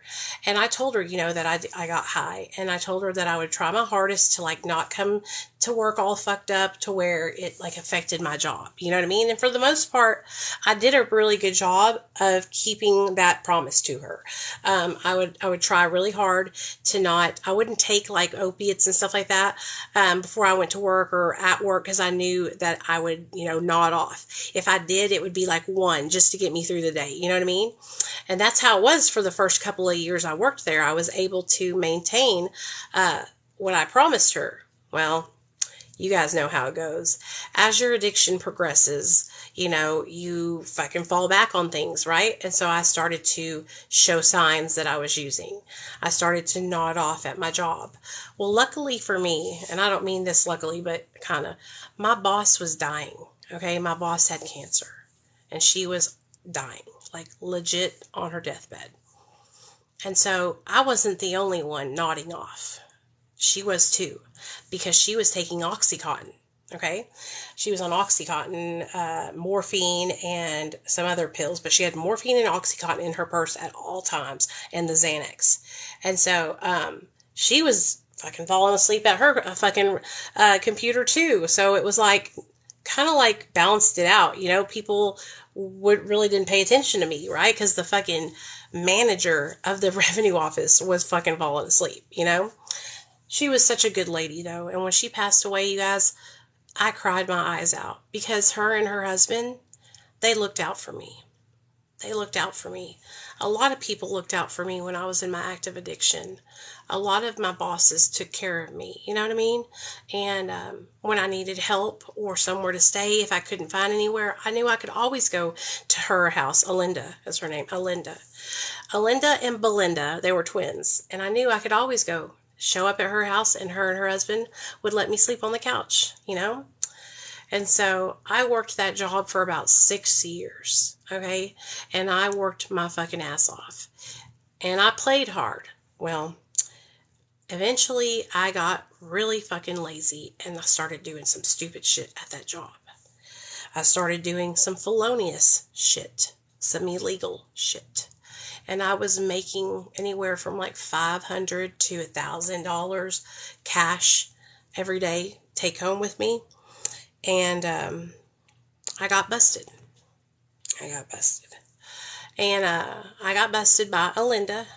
Thank God. And she came to me and she said, I don't want to prosecute you. I don't want you to go to prison. We love you. We don't want you to go to prison. We want you to get help. And so that's when she told me to get out and to never fucking come back. And so I left that day, and I lost my job.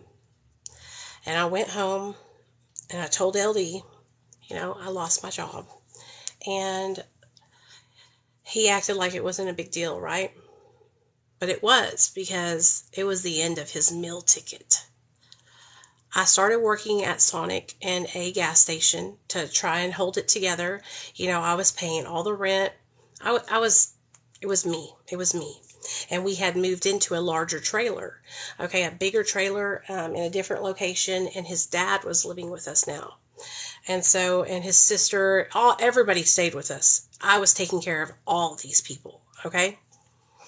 And so I was hustling, trying to keep my head above water, trying to work the 2 jobs so that way I could still maintain my car payment, my insurance, and my credit card bills, right? I had to make sure I paid these things. That's one thing that even though I was a drug addict, my dad taught me at a young age to make sure that I paid my bills, okay? Make sure that I stayed on point with that shit, because I would need credit. When I got older, I would need to have credit, right? So I was very on point with that kind of shit. Well, one day I came home from work. First of all, I need to explain to you guys that my relationship with LD was toxic as fuck. The first 6 months that we were together, I was driving my car, drunk as fuck off vodka. He was drunk too. We had just left a party. We had his sister and her boyfriend in the back seat. And he was fucking with my radio and he would not stop. I was like, please stop, please stop. He wouldn't stop. So I slapped him in the face. And he grabbed my steering wheel. And he threw us into oncoming traffic. And we were hit head on and fucking on. It was horrible. Scariest shit that's ever happened to me. Spun around and landed in another parking lot. Okay? So I come to after we spin around and land in another parking lot. And I look around and he's nowhere to be found. Him, his sister, and her boyfriend, they all ran. And left me there. So I got up, got my insurance out, gave it to the other person. They were high on cocaine, the other car was, so they drove off too. And so I put a note on my car, and I took off walking. And I got back to the apartment where his sister stayed, and I went to sleep.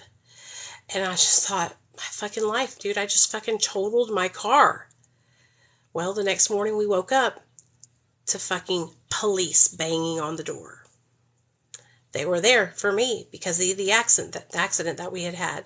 And so they took me to the station with them and were asking me questions and charged me with like something about leaving the scene of an accident and fucking some other reckless driving.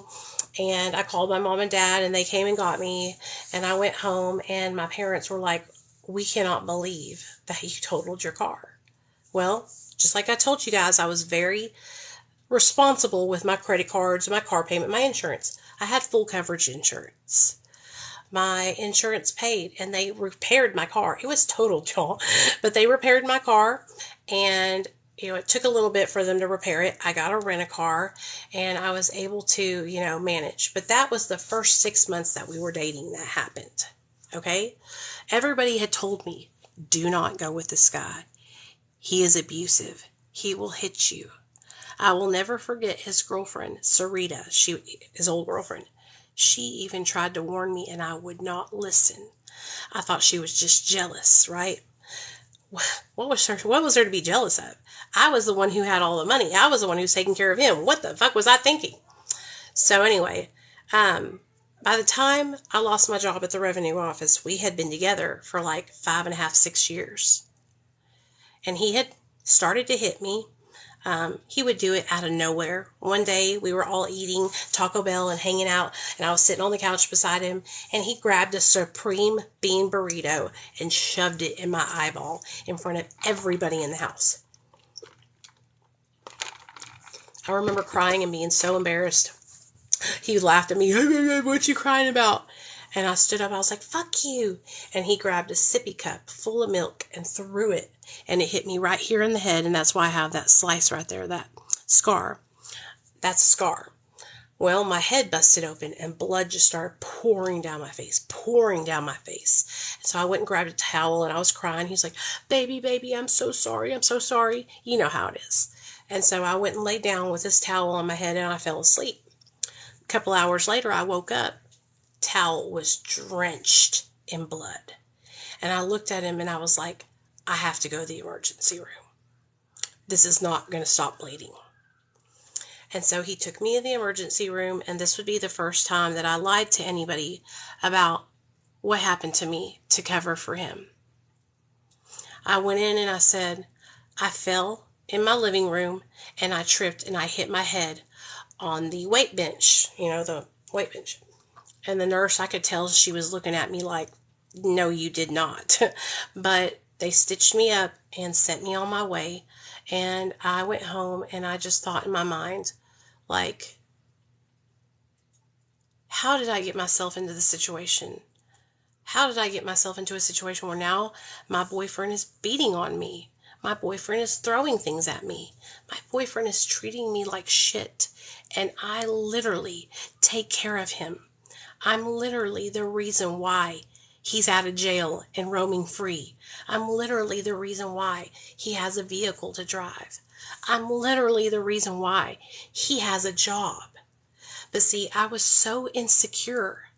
I had such low self-esteem. I didn't love myself. I didn't believe in myself. So I thought that I couldn't do any better. I thought that I deserved it. I thought that I wasn't good enough. I thought that, you know what? He loves me. This is as good as it's going to get, right? Wrong. I should have never been with him. We were unequally yoked. I came from a family where my mother and father, they're still married to this day. He came from a broken family. His mom was a prostitute and his dad was literally mentally insane, okay? And they were not together and it was a broken family. It was just tough, right? Horrible situation. And I think that's why I had so much empathy for him and I cared and I wanted to help him so much, because I remember when we first met, he told me about how it was when he was a kid. So his dad, like I said, was mentally insane, crazy as fuck. And his dad kept on having sex with the same prostitute. Well, he got her pregnant 3 different times, the same prostitute in California. Well, they had 3 kids, LD, Seneca, and Desiree. Okay? They would lock LD, Seneca, and Desiree in a bedroom, and they would smoke crack and meth and everything all night long and let the babies just cry. And they would slide hot dogs underneath the door for them to eat. And that's it. Well, one day they left the house and left all 3 of them locked in that bedroom, crying and hungry. And so LD jumped out of the window, went across the street and grabbed a shopping cart and pushed it up to the window to rescue his baby sister and baby brother out of this house. So they were taken by Child Protective Services. Well, Mario, his dad, is crazy as all get out, wasn't going to handle that shit. So when he had a visitation with those kids, he kidnapped them and brought them to Arkansas. And he raised them up here in Arkansas. No fucking joke, y'all. No joke. Okay? And when I tell you criminally, mentally insane, like this guy he gets a check. That's how insane he was, okay? He was an alcoholic, very crazy, probably the learning level of a 3rd grader, like really out of his mind, right? But he was all they had. He was all they had. And they loved him with like nobody's business, because he was the only thing they had as a parent at all. So when I met them, their whole family, I had so much empathy and love in my heart that I was like, wow, like I can make a difference. I can help them. And I did. I made a difference. I changed their lives. I helped them become stable and have housing and everything, but they treated me so badly. And he, like I said, started hitting me. And I remember looking at his sister and thinking, like, aren't you going to stick up for me? I was so hurt because I felt like I was like her older sister, I just remember being so hurt because when it came down to it, anybody outside of their family was going to get fucking stabbed up because they didn't care about me. So after I lost my job at the revenue office, I came home from work I was working at Sonic and I had been working late and I had been taking a bunch of methadone and I was just all fucked up, and I came home and he wasn't home and I passed out and I went to sleep. Took all my jewelry off, put it in my jewelry bag, and went to sleep. The next morning when I woke up, I was going to get ready, put all my jewelry on, get ready for the day, and he wasn't there, and all of my jewelry was gone. When I tell you guys, I had beautiful fucking diamond rings, okay? Necklaces, earrings, because I had credit, and I bought myself nice ass shit. The only thing I had left was an engagement ring that I bought myself from him. It was a 3-stone engagement ring. 2 stones on the side with the big one in the middle. And when I woke up, I went all through the house looking for him, calling him. No answer, no answer. So I call his sister. I'm like, where's LD? And that's when she tells me he's with Ashley and he's not coming back. And I was like, what the fuck? Ashley was one of her best friends and she was a bartender. And when I tell you, I was fucking pissed. I was like, what the fuck? Of course you're going to leave me. I don't have anything for you anymore. I'm fucking barely making ends meet. So when I tell you guys, I took everything. I mean, I took everything. I went to Walmart with my friend Nikki, and I went there to get some like fucking boxes and shit. And there was 4 guys there with big ass Dodge trucks that were jacked up. And I walked up to these 4 strangers, country boys, and I said, I'm leaving a domestic violence relationship. And I'm afraid that if I go back and get all my stuff, he will come and try to hurt me. Will you guys go with me and help me get all my stuff out of this house? And when I tell you these 4 good old boys said, hell yeah, girl, let's go. And we all got in the truck. I got in my car. I drove out there. They followed me. They backed all 4 of their tailgates into our trailer. And we loaded them motherfucking trucks up. I took everything. Every single thing.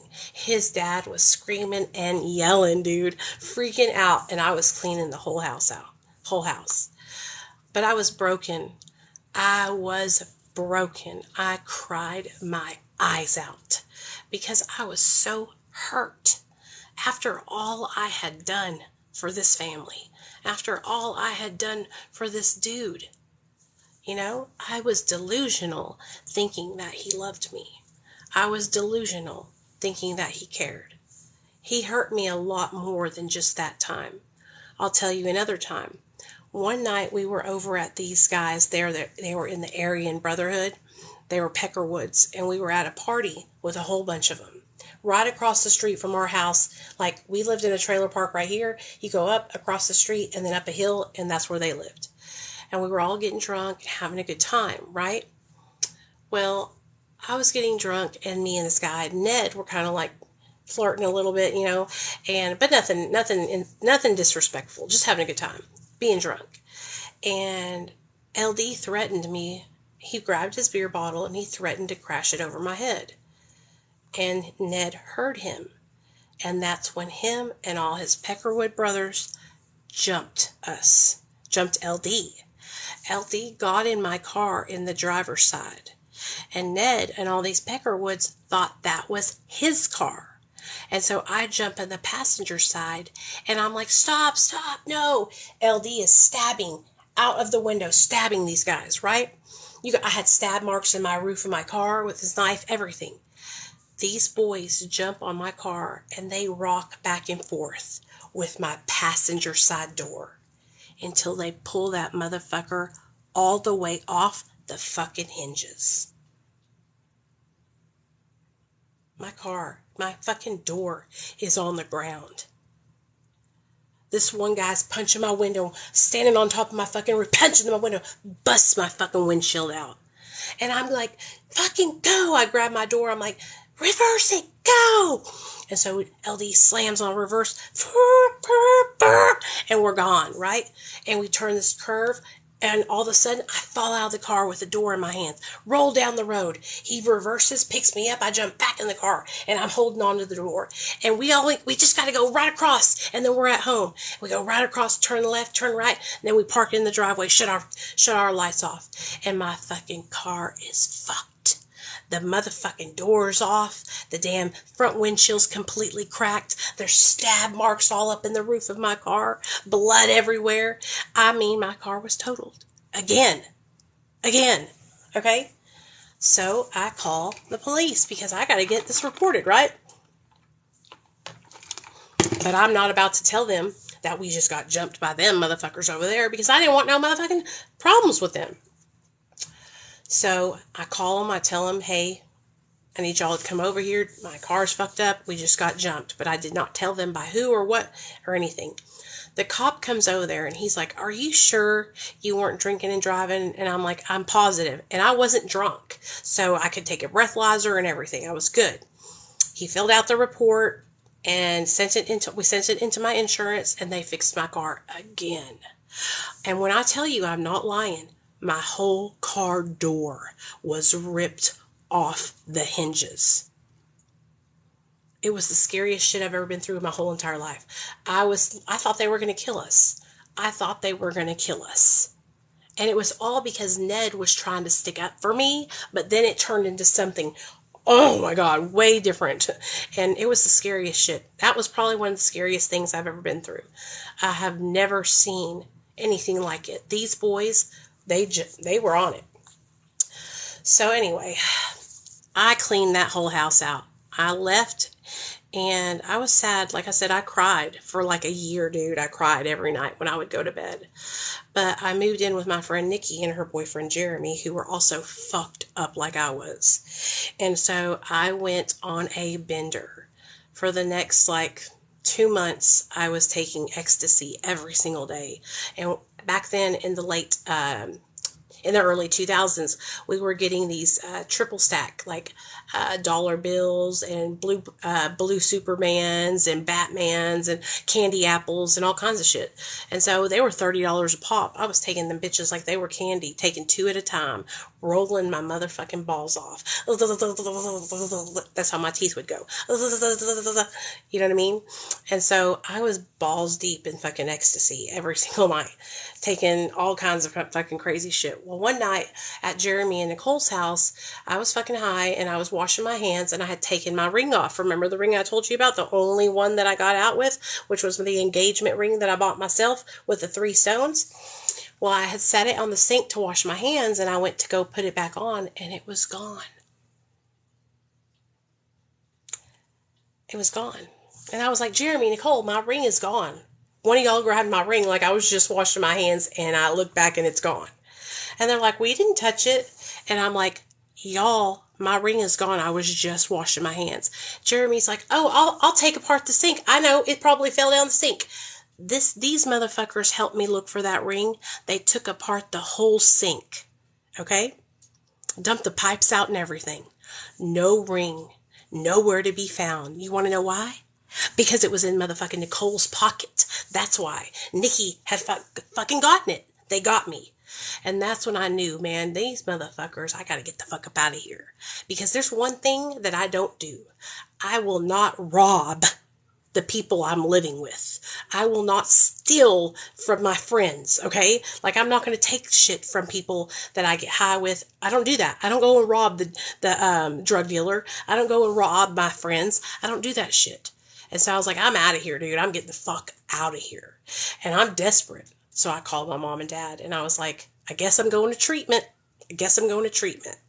And so my parents, they helped me get all my shit. All of it.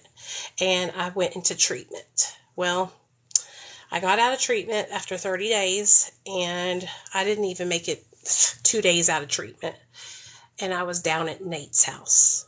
And this is beginning my injecting experiences. So I had never shot dope before. I had always only smoked it, snorted it, and while me and LD were together, I had really gotten away from doing meth. We were just really doing pills, because when we would do meth, we would fight a lot. So I started running around with Nate, and I started back on meth. Okay.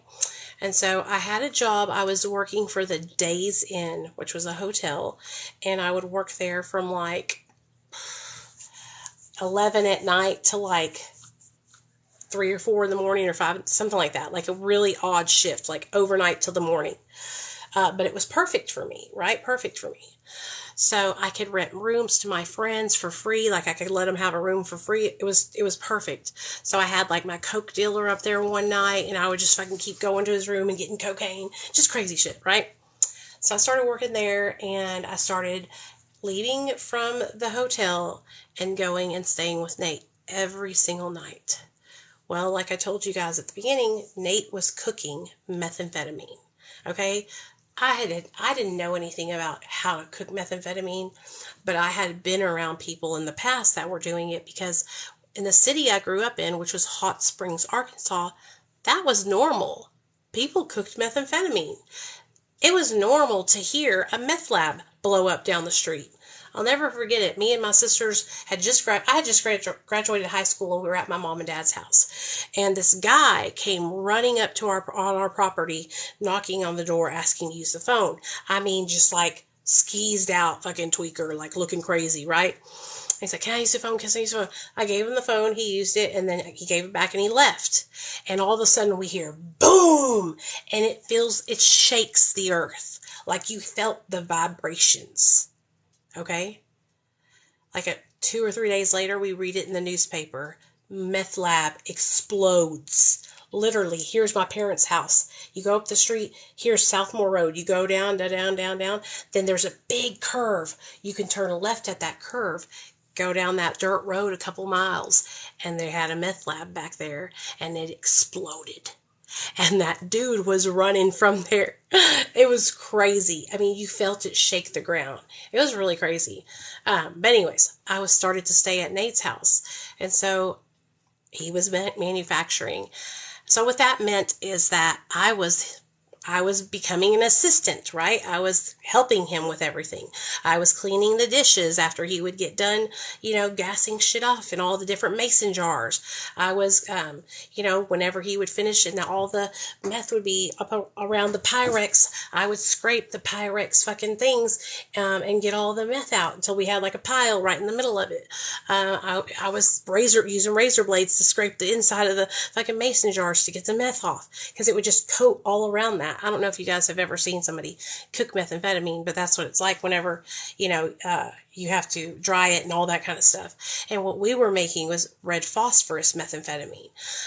So each day we would have to go to the store, and he would take me, Tammy, and like 6 other people, and we would all hit Walgreens, CVS, Walmart, Kroger, Food for Less, and each person would go in, buy the limit of boxes of pseudoephedrine that we could get. Okay, then we would go to Walmart and buy the boxes. We could only get so many boxes of matches too. Okay, we would get matches, we would get lye, we would get fuel, we would get gas, we would get heat. Okay, and all these things we were getting to manufacture methamphetamine. And then we would go back to his house, and he would get it all set up, and we would sit in the living room, and we would shuck matches for hours. When I tell you guys, we had so many matches, it was unbelievable. If you don't understand what shucking matches means, it means separating the book of matches from the red striker strip, okay? Because that's what we needed, was the red striker strip. That's where that red phosphorus is coming from. So we had to separate all that shit from each other. And we had to be careful, because if you took the things of matches and threw it in the pile too hard, it would, and then light the whole pile on fire. Okay, so we would sit there for hours just shucking matches. Okay, high as hell shucking matches. Now, while I was there, I had learned to do hot rails. So that was like the only way I got high, was hot rails. I wasn't going to do it no other way, right? Because I thought that was the best way. And I stayed there. I was there from like November. It was like probably 7 or 8 months that I had stayed at his house. And it was getting really bad. It was really bad. But it hadn't gotten really bad yet. One day I was sitting in the living room after we had gotten done, and he had given everybody their dope, because we worked hard for that shit, and everybody went to the bedroom to go get high, and I was the only one in the living room by myself. And I was like, what is going on? Why is everybody leaving me in here by myself? And so I got curious, and I walked back to the back bedroom. And that's when I found everyone in there shooting up, tying off, cooking up their, mixing their stuff up in the spoon and shooting up. And I was like, hey, I want to do that. And they were like, no, Nicole, no, we're not. Nope, you're not going to do it. And I was like, yes, I am. I want to do it. If you don't do it for me, I'll find a way to do it myself. And I looked at my friend Tammy, and I was like, Tammy, I want to do it. And she was like, okay, I'll do it for you. These motherfuckers, they shot me up for the first time with 40 units of red phosphorus methamphetamine, to the point where when they showed me it, they made sure to point this out to me. They tipped it upside down and they showed me. They said, do you see how thick it is? Watch the bubble. And the bubble would barely move. And it was colored like syrup, maple syrup that you put on pancakes. And I was like, okay, I didn't have any idea. I didn't know. Well, I took 40 units straight to the vein, first time had ever done it in my life. And that was the day that my soul was sold to the devil. That is the day that I became addicted, and I never wanted to do it another way. I never wanted to not feel that feeling. When I tell you guys, it was the most intense feeling I've ever had in my life. I had an orgasm, okay? Straight up, not gonna lie about it, no holds barred, truth of the story, okay? It was intense, and I couldn't believe that could feel so good. I couldn't believe it. I was dumbfounded, okay? Like I was throbbing down there. Y'all know what I'm talking about, okay? And I was coughing and throbbing, and my whole neck turned red and up here, and then my eyes just were huge. And I was dumbfounded. When I tell you I didn't have words to speak. That's how crazy intense this was. I had never experienced anything like that in my whole entire life. And so that night I locked myself in the bathroom and I taught myself how to do it on my own, because I did not want to have to rely on anyone else. And I sat in the bathroom with water and a syringe, shooting myself up with water so I could learn how to do it.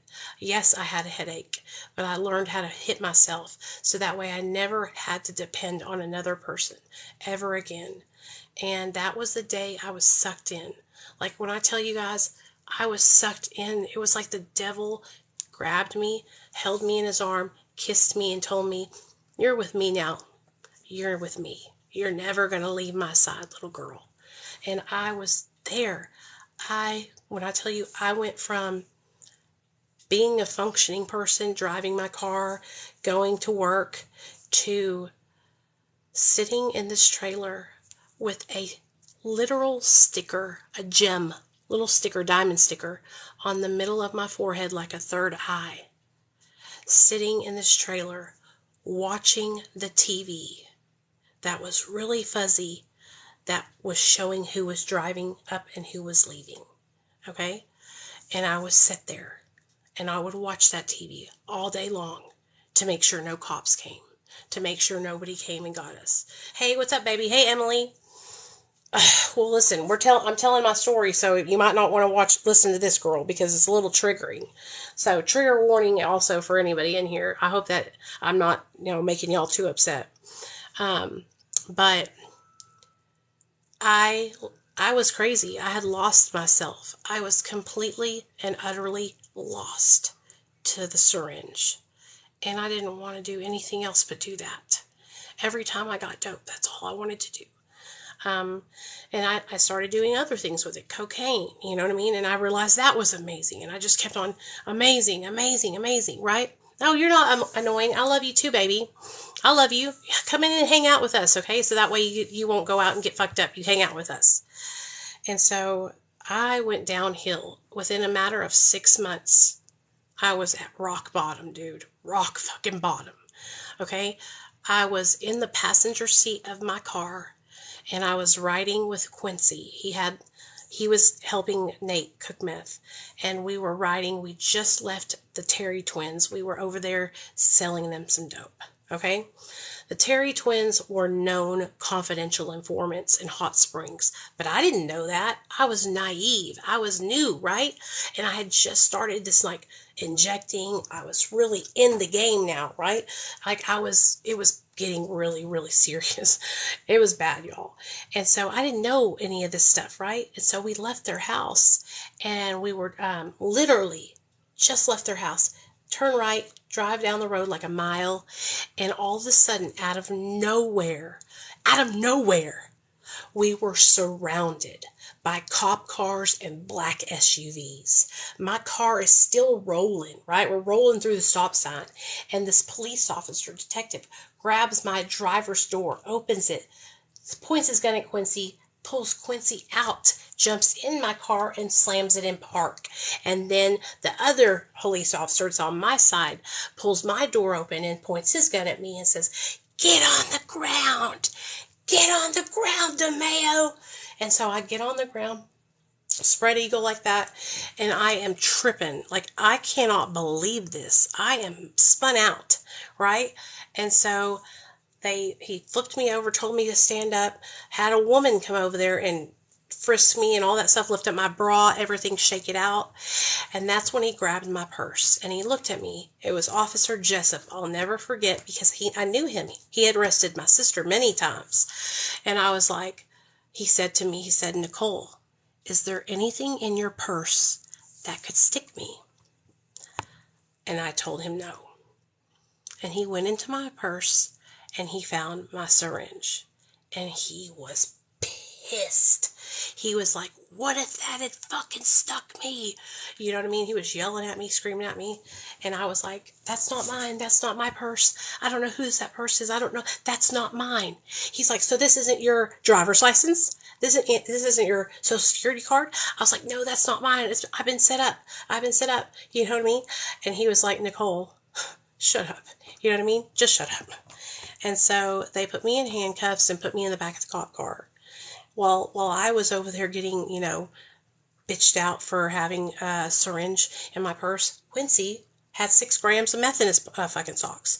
So they put him in the cop car. And that's when he handed me off his cell phone from behind he handed it to me from behind him. And I had his cell phone, and he told me, "Call every single person in my phone when we get here. They'll give you a phone call. They're probably not going to let me have one." And I was like, I had never been in trouble. I had never even been to jail. And so I was like, okay. And so we got there, and sure enough, they put him in the drunk tank. And they left me up front in the lobby. And so I got on the phone, and I started calling every person in this damn motherfucker's phone. And somebody came and got us. Somebody came up there, put their Harley up or something like that, and come and got us out on bond. And I was charged with possession of methamphetamine, a Class C felony. And I was on the fucking front page of the newspaper. Sunday, my dad called, and I went home, and I was on the front page of the newspaper. Like it was some huge bust, you know what I'm saying? And my parents could not believe it. My dad was so upset with me, so disappointed in me. And I was so sorry. I was apologizing. And my parents had told me, we are getting phone calls. We are getting phone calls on our landline from other people saying, "We've seen your daughter. She needs help. She's not in a good way. Mark, Gina, we saw Nicole. She's got pick marks all over her face. She's all strung out. We know that she's not doing good. She needs help," right? And my parents just had to tell people, "We can't do anything. We cannot make her get sober. We can't do anything. We cannot make her get sober." My parents were heartbroken. My dad was heartbroken. He could not believe it. I couldn't believe it either, if you want to know the truth. And so I met with my public defender, and he told me, here's your options. You can do drug court, you can go to prison, or you can take probation. I was looking at a 6-year prison, 6 years, okay, is what my sentence was what my time would have been for a fucking Class C felony on a first offender, okay? And I was like, damn, man. And so I said, I'll take probation. I should have just went to prison. I wouldn't have even done 2 years, I think. But I said I would take probation. I got put on probation, you guys. And when I tell y'all, I could not pass one single drug test. I was such an idiot. I really thought that I was going to be able to stop using drugs. I did kind of disconnect from the meth people, from Nate and everybody. I got my job working at Sonic back. My job at the Days Inn, they fired me. My manager saw the front page of the newspaper on Sunday, called me, and fired me right then. I was damn, you know. I got a job working at Sonic, and I was just barely making it, you guys. Like, I was barely hanging on by a thread. Barely hanging on by a thread. My parents had let me store all my stuff at their house, so I was kind of hopping between people's houses, staying the night with my friend Nikki, staying the night with my friend Alicia, staying the night with my friend Crystal, just bouncing, staying the night at my sister's house a lot. My sister had her own apartment, but I was broken, and I had one last ditch effort.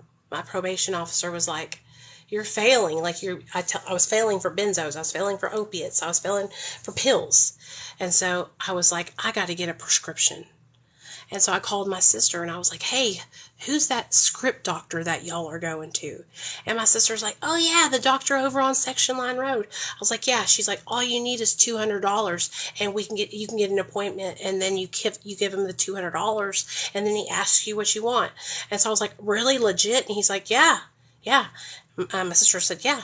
And so I made an appointment, got down there, gave him my cash, sat in the waiting room, waited. They called me back, and that's when this little Asian doctor and his wife, my wife was a nurse and he was a doctor, walked up with a book of pills, like tells you pills, and opened it and said, "What do I want?" I said, "I want Klonopin, I want Somas, and I want Norco-10s." Don't ask me why I just got Norcos, but I think I hadn't started shooting Oxys yet, so I wasn't really hip to the game. But I got Norcos, Somas, and Klonopin. And I needed those motherfuckers because I needed them to show my motherfucking probation officer that I had a prescription. Nah. And that's what I did. She called me. She said, "You failed your drug test for da-da-da-da-da." And I said, "I've got a prescription." She said, "What?" I said, "I got a prescription." And she said, "Well, then I'm going to need you to bring that down for me so I can count your pills." "Do what?" "I'm going to need you to come down with those pills, the bottles, so I can count your pills and make sure you're taking them as prescribed." Well, holy fucking shit. I didn't think that was going to happen, right? So now I'm shit out of luck, dude. I done ate all them motherfuckers in 2 days. They're fucking long gone, right? Long motherfucking gone. So I call my friend Misty, and I was like, Misty. She had the same prescription as I had. I said, "Let me get some of your pills so if I can get these counted, and I'll bring them right back to you." Y'all know she wasn't about to give me none of her fucking pills. She couldn't trust me as far as she could throw me. And she was like, "Sorry, Nicole, I ain't got any." And so my dumb ass tried to find anything that would even remotely look like it and filled them bottles up. I love the flowers. Yay, thank you. I filled them up with just whatever I could, and I went down there, and she looked at me, and I looked at her, and she looked at me, and she fucking was pissed. She was like, "This is the last chance. This is your last straw. I'm sending you to treatment. You're going to go to South Arkansas Substance Abuse Center in El Dorado, Arkansas, and you're going to go there." And I don't know why I didn't get Xanax. I got Klonopins though that time. I don't know why. I just wanted Klonopin. And you're going to go to treatment there for 30 days. And you're going to go there, and this is your last chance. If you come out and you relapse, you will go to prison. And I was like, "Okay, I'll go, right? I'll go." So that's when I went down to El Dorado, Arkansas, the armpit of fucking Arkansas, and went to treatment. It was a great treatment center ran by a guy who used to do heroin. You guys, they had a detox and a regular treatment center. So you would go in there, you would detox, and then you would go into residential. This is my first time I ever detoxed, like got sick, okay? I didn't even know what dope sick was. I didn't know what the withdrawals were. I went in there and I was so fucking sick. My second night in detox, I was trying to make it to the toilet because I had water was shooting out of my ass. That's how bad my diarrhea was. And I was running to the toilet, and all of a sudden it just started squirting all out. All over the floor in my bedroom, in front of my fucking roommate. I dropped to my knees with a towel, crying, trying to clean up the diarrhea shit I had just sharted all the way over across the damn bathroom. From the bed to the bathroom, it was like this, a shit line down it. And I was fucking mortified, dude. Mortified. She was like, girl, don't worry, it's okay. I've done the same thing. And she called the nurse, and the nurse came in and helped me, and I got gloves, and she helped me. I got it sanitized, and I was just so embarrassed. Well, my roommate was like, well, nice to meet you. My name's Elsie. And I was like, my name's Nicole. She's like, let's go out back and smoke a cigarette. And I was like, what? We can smoke a cigarette? She's like, yeah, we can out back. And I was like, okay. So it was nighttime, and everybody else was asleep, but us detox girls were allowed to go out and in to smoke cigarettes. So with one of the staff people that sat at the front, the supervisor people that watched us. And so I got up, and I went with her and the staff member, and I sat outside, and that's when I seen 2 basset hounds, a mama basset hound and a daddy basset hound. And then right behind them came 7 little basset hound puppies.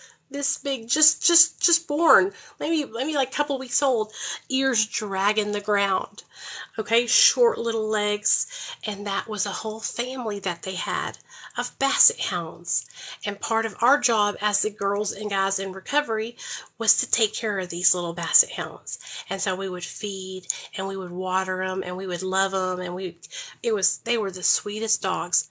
I missed that place just because those basset hounds were so amazing. Okay, so when I seen these basset hounds my second night in detox, I was like, I'm gonna be okay. I'm gonna be okay. And I went back to my room, had a couple of nights after that were rough, but by day 5, I was out of the woods. And then by day 6, I got to go into general population with the rest of everybody in the rehab. And I started, learning and listening and, doing what I was supposed to do in there. Man, when I tell you guys, they loved me there. I mean, they loved me. I did everything I was supposed to do. Of course, I worked in the kitchen. Me and Mexican Mike. We worked in the kitchen. And, the owner of the treatment center, the guy that shot heroin, it was his dogs, and they had them there, and they lived at the treatment center. It was amazing. And me and Mexican Mike would make breakfast, lunch, and dinner. And on the weekends we would have like we would make Mexican spreads where we would do like tacos, burritos, enchiladas. Man, we were throwing down up in that motherfucker. Okay, feeding the whole fucking crew. We had the best time up in that kitchen, and it would get hot as fuck in that kitchen, hot as fucking El Dorado. And I was there at the dead of summer. El Dorado, Arkansas is like way south, right? Close to like Louisiana. And it gets really hot down there. And so it was like 100 degrees, outside. So it was like 115 inside that fucking kitchen. But we had the best time. Every weekend, was it every night? No, it was probably 2 or 3 nights a week. We would all jump in the van, and we would get to go to an AA meeting that was there in El Dorado. And I loved it. I loved going to the meetings. I was really starting to listen and get it. I was starting to hear what they were saying, hear how I was supposed to put my life back together and work the steps and do the recovery, right? And I was taking notes and I was listening, So I did really well. I made a good friend. Her name was Elsie, the girl I was in detox with. We would play volleyball every night before bed. We would play volleyball. And then on the weekends, they would let us stay up really late. Like, we didn't have to go to sleep if we don't want to on the weekends. We could stay up Friday night, Saturday night, Sunday night. We had to go to bed because we had school, our classes the next day. But on the weekends, we could stay up. We would have volleyball tournaments all day long, all the way into the night. I mean, we were just having the time of our lives, what we could in treatment, And so me and Elsie, we became very, very close. Well, one morning we had been playing volleyball on the weekend, and she broke her ankle. She fell. I remember she fell and she started crying, and I ran over to her and I picked her up. Out of all the guys in the treatment center, I ran over there and I picked her up and I took her inside, and we called 911 and the ambulance came. Well, when she came back, her foot was in a fucking boot. She had broke her fucking ankle. And so that's when they told me, they said, Nicole, Elsie, y'all are each other's partners. You're going to help her. Everywhere you go, she goes. Everywhere she goes, you go. So you know what that meant? When she had to go to the bathroom, I had to go. When she had to take a shower, I was in the shower with her. Like, we had to do everything together. Shower, shit, shave, eat, everything. When she needed something to eat, I got her plate. Everything. So me and this girl became like best fucking friends. You know what I mean? Really, really good friends. And you know what? I wished that I had kept in touch with her, because when I left that treatment center, you guys, I relapsed. They asked me to stay. To move into sober living, and they would help me get a job. They offered to literally get me a job, right? Probably would have gotten a job working for the treatment center, right? But I wouldn't do it, and I went back to Hot Springs. If I had stayed sober when I went back to Hot Springs, I would have fucking stayed in contact with her. And I could find her. I found her before, once I got sober, and I've talked to her, but I haven't talked to her in a really long time. But I think about her all the time because, like I said, we became really, really good friends. And she was like just really getting started on pills. You know what I mean? Like, she had a pill addiction to opiates and benzos, but hers was just getting started. You know what I mean? And so, I always would be paired up with people like that, people that were either younger than me or not as experienced with me, and I would kind of be like their big sister or mother type, you know what I mean? But this girl, like I said, she was so special, she was so sweet to me, and we had just become really good friends. Like, I really cared about her. I wanted her to make it, And there was a lot of people there that I felt like that about, that I wanted to make it. Mexican Mike, he was from my hometown, from Hot Springs, so I knew him. I wanted him to make it, And we all were a good group of people. We were a good group of kids, and we were just all really struggling with addiction. So time flew by, and by the time I knew it was time for me to go, they were asking me to stay, and I said no, and I came back to Hot Springs. I had been working at Rolando's, which was a restaurant that I was waiting tables and bartending at. I was really, really good at it, and I had been promoted to assistant manager before I left. So when I came back, they gave me my job right back. They told me they would hold it for me. They were good people. They offered to move me to Rogers, Arkansas, which is in Northwest Arkansas, and put me up in my own apartment, and pay me to run their new store that they were opening. I could have changed my life. I could have went to a new area. I could have gotten sober and started over, had my own apartment that was furnished and paid for, as long as I would run their fucking restaurant. And I fucking didn't do it. I said no. I was scared. I was scared if I left Hot Springs. I was so afraid to leave Hot Springs that I would, not see my family. I'd never been away from there. I'd never been away from my family. You know what I mean? And I should have taken that opportunity. When I think about it still to this day, I should have taken it. Sherry and her husband and her daughter, they loved me like I was their own child. They knew my dad and my mom. They were best friends with a lady who loved my dad from the post office. And I should have taken that, but I didn't. And I stayed in Hot Springs, and I relapsed. And that's when my probation officer told me, she said, "You're going to prison." I'm sending you to prison, Nicole. That's it. You have literally taken all your chances. And so that's how I got put in prison. I was probation violation. And I did a year there. Like I said, I was telling y'all earlier, I didn't use the whole time I was there. Now, let me tell y'all this. When I went into jail to go to prison, I was fucking high. And I had to go through major detox in jail. Okay? In jail. And I was sick for like a week. Bad sick. But I made it. I made it through it. The girls in jail, they helped me. They took care of me. They looked out for me. They would save my tray. If I couldn't get a tray, they would save some food for me. I had commissary money. And I told them, I said, my mama always puts commissary money on my books. So if y'all take care of me, I'll make sure y'all are taken care of. Because I couldn't take care of myself. I was sick as fuck the first week. After that first week, though, I came out of hiding. And they said, come on down here, Nicole. Come on down. And I said, okay. So I got out of my cell. And the cells are against the wall, and then there's all this open space right here and a TV up here. And they're like, come down here to the very end in the corner cell. That's where they were all hanging out at, in this corner cell. So I went down there, and they're all in their Indian style, sitting on the ground in a circle, around the toilet.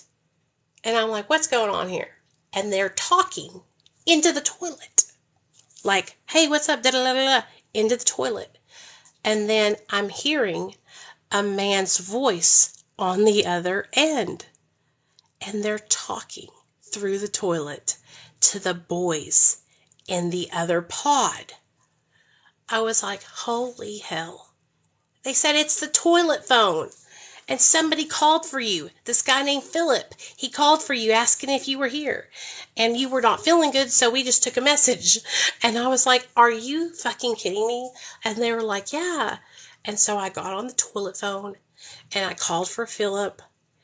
One of the boys got him. And he was like, what's up, girl? Me and Philip used to hang out when I was like 17, 18 years old. The first time I ever met him, we were on a houseboat. And his dumbass thought that he was going to be Rose from the Titanic. There was these 2 ropes. He grabbed them and he put them around his wrists at the front of the boat. And he was lowering himself down parallel with, and then he would pull himself back up with those ropes. Well, he was a heavy dude, about 300 pounds. So about like 2 or 3 times doing that, he started to lose his strength. And he fell under the boat. And I said, cut the fucking motor. And they cut the motor. But it wasn't fast enough. And we fucking clipped his ass cheek. Bam! With the propeller. You heard him. Heard us hit him. Boom! All of a sudden, I look out there and there's like, you can see blood. And I jump in the water and I'm like, oh my God, where's that? Where's that? He pops his head up and he's like, y'all fucking ran me over. You ran me over with the boat. And so we swim back in.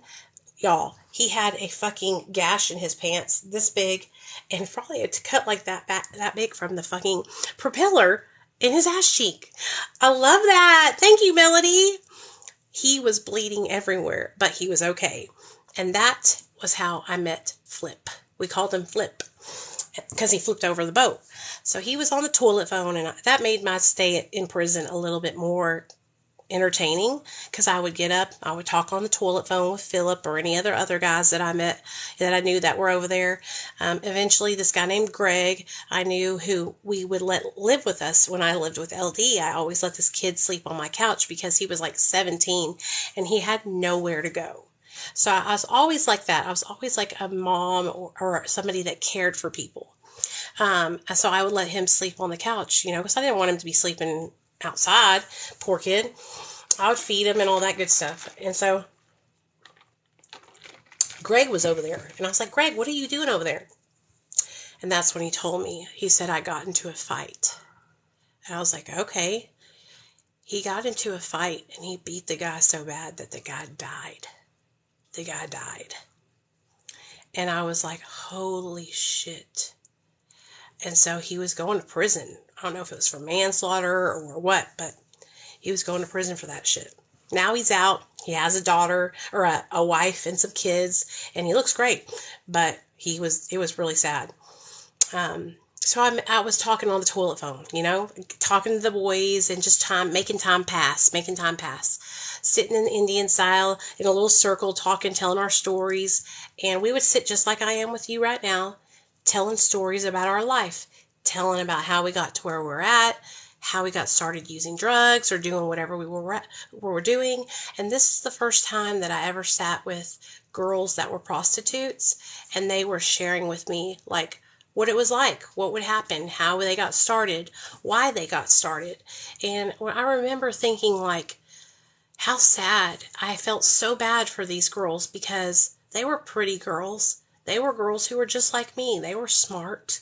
You know what I mean? They were good girls. They just got caught up in the wrong things. They got on drugs and they got strung out. And they lived in town in the city. See, I was strung out in the country. So I wasn't prostituting in Hot Springs. I never done that in Hot Springs at all. I started trading, for drugs with my dealer, but I never went out and stood on the corner or anything like that. And these girls were on the corner. They were on the street, on the street doing it. And so they were sharing with me about what would happen.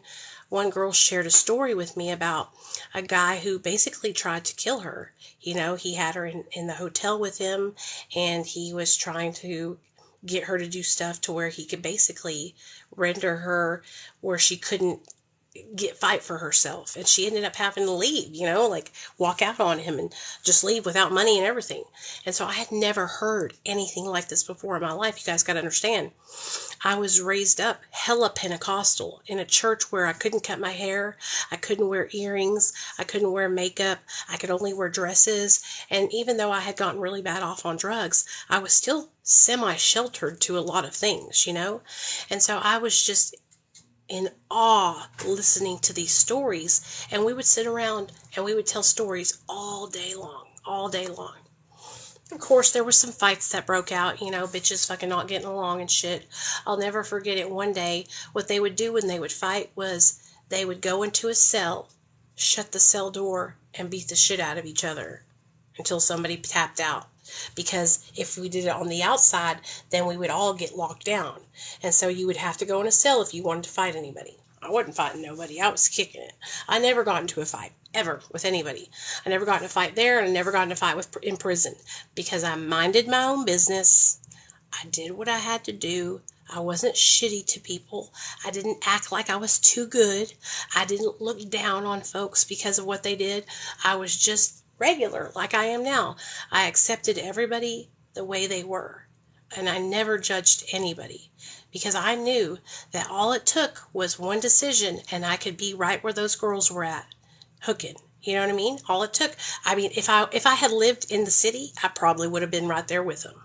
You know what I mean? I probably would have been right there. So my time in jail went by pretty quickly. I think I was there for about 60 days. And close to the end, all of a sudden this girl walked through. She just got there, and it was Candace. Candy, my sponsor from the very first treatment center I went to with Scott. I said, "Girl, what are you doing here?" And she was like, "I relapsed and I got caught up manufacturing." And I was like, "Well, where are you going?" And she said, "RPF." And I was like, "I'm going to RPF too." And you got to understand, this was my sponsor, so somebody I felt comfortable with, somebody that I'd already told all my deep, dark secrets to. And she was my bunkie in jail. So I was like, okay, like, hell yeah. And so that just made it a little bit easier for me. And so one morning, it was 6 a.m., one of the guards came down. Oh, wait, I got to tell you all this story first. So one day, a girl came in, brand new, super tiny, probably weighed 70, 80 pounds, dripping wet, tiny, okay? She seemed legit chill, right? So I was like, "Hey girl, what's up?" She was crying. I was like, "It's all good. Don't cry. Everybody's here is really cool. Do you have anything to eat? We'll get you something to eat. You need to make sure your family gets you commissary, but we'll help you out until the time being. Do you need an extra pair of socks?" Like, we would take care of each other like that. And so she was crying, and I calmed her down, and we were chilling, watching TV. I was like, "It's all good. Just chill out, man. Just chill out." So later on, we all went to bed, and our doors stayed popped so we could get out of our cells, okay? And so all of a sudden, it was the middle of the night. I don't know what woke me up, but something woke me up. I heard water. I heard water running everywhere. And so I walked up, I looked out my door, and that's when I see water all over the floor in the day room area, right there. And I was like, what is going on? So I stepped out and I went over to her, to 2 cells down, which was hers, and I looked inside of her cell, and that is when I seen this little itty bitty 70-pound skinny mousy brown hair girl, naked, butt fucking naked, grabbing and pulling at her vagina, pulling as hard as she can, saying that she was pulling rats out of her vagina. And I was like, oh my God. And then she was pouring water from the sink and the toilet on the ground, saying, don't you see the ducks? Don't you see the ducks? All the ducks are floating. All the ducks are here. And pulling at her vagina, trying to get these rats out. And so I was like, holy shit. I ain't never seen nothing like this in my life. So I'm banging on the wall to get the attention of the guards up there. And so they finally look down, and I'm like, 911, right? And so they rush down there, and they come down, and I know they're like, holy shit. So they put her clothes on. It's just scrubs, and they take her out of there, and I never seen her again. Never seen her again. Come to find out, she was in alcohol withdrawal. She was having fucking hallucinations, delirium tremens from fucking alcohol withdrawal. Never seen anything like it. A couple days later, I went, it was 6 a.m. and the police came downstairs and they said, it's time to go. We're going, we're taking you to prison. And so they gave me a cigarette. I smoked a cigarette, got in the car, and we rode off to Pine Bluff, about an hour drive. And I never forget it when I got there, you guys. I was so fucking scared. I was so scared. I thought that I was going to get there and these bitches were going to shank me up. I thought I was going to get there and fucking Bertha was going to come slit my throat. I'll tell you this. It wasn't like jail at all. When the guards and stuff talked to us at jail, they knew our names and they were kind, and they, not here. Inmate, stop talking. Less talking. What's your ADC number? You know what I mean? Like, just, oh yeah, this is your ADC number. They assigned my number, 754-077. And I was like, inmate. And I couldn't even get used to being like referred to that way. I was like, who are they talking to? Are they talking to me? Who are you talking to? And it took a minute for me to really get used to this, because that's what they would call it.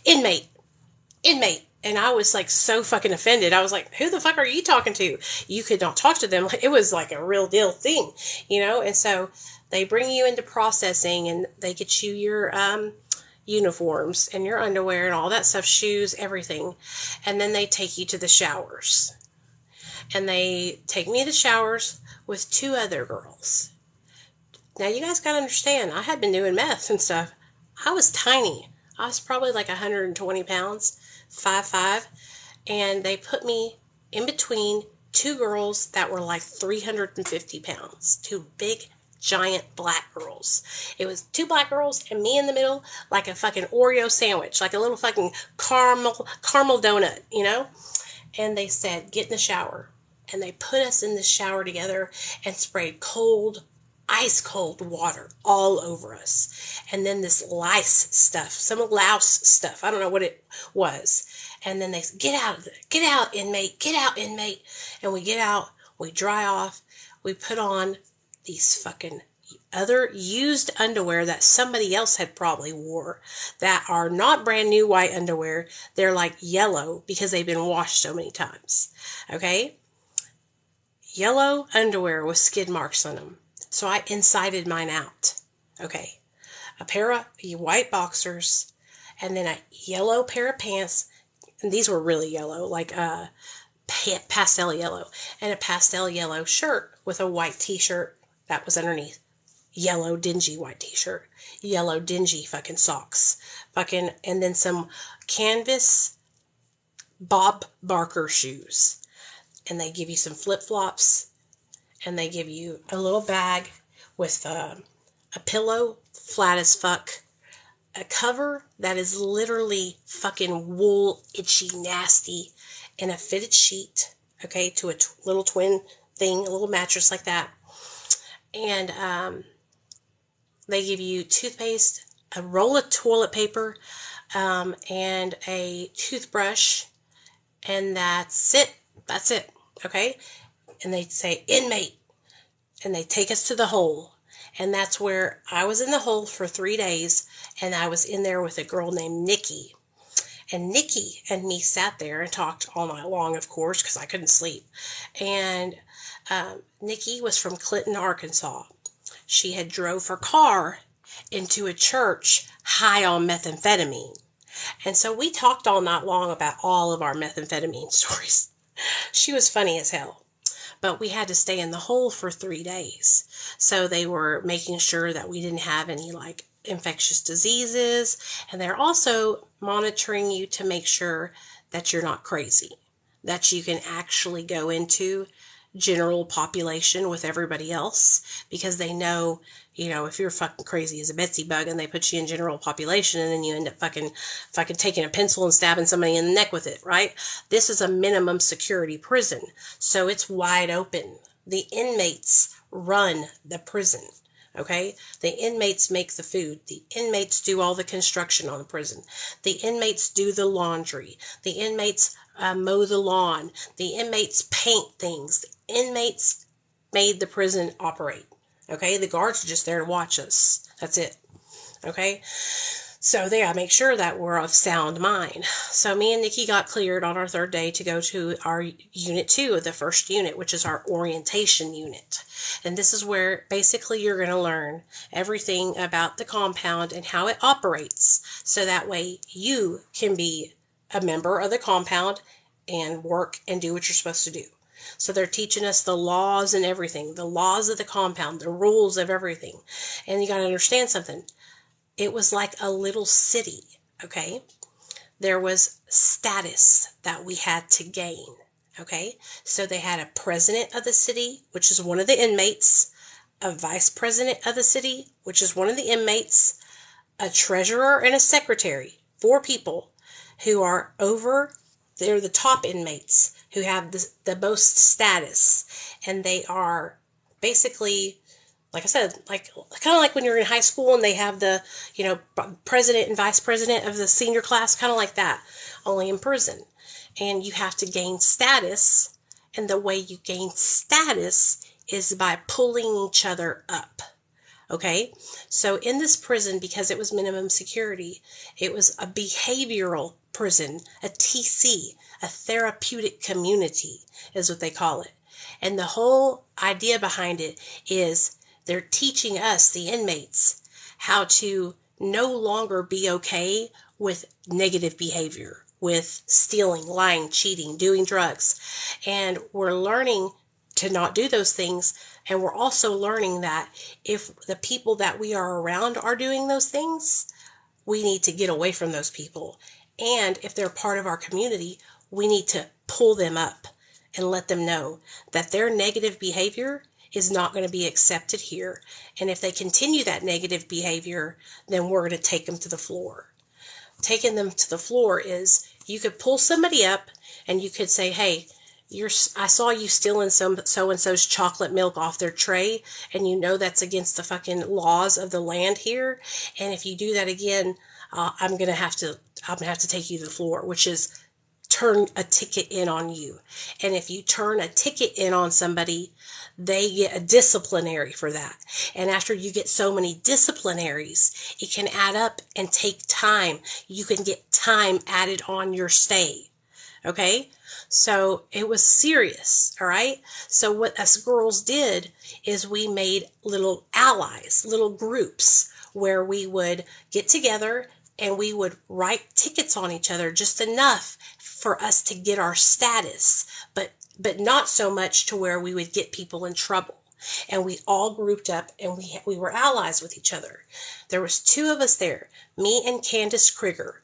We were both short timers. What that meant is no matter what anyone did, we would not have to stay longer than our TE date. We would get out no matter what. We could get tickets wrote on us, anything. No matter what, we got out on our TE date. So we were fair game to everybody. Everybody wrote tickets on us because they knew that we weren't going to get more time added onto our stay.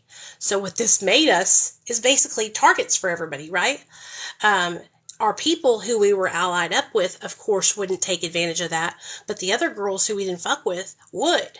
Do you know that I got taken to the floor so many times for sexually acting out? Being gay for the stay, and I'd never done that. I did not do that shit. But these girls would write tickets on me for fucking serious shit like that because they could gain their status quicker, and they knew that I wasn't going to have to stay longer if they did.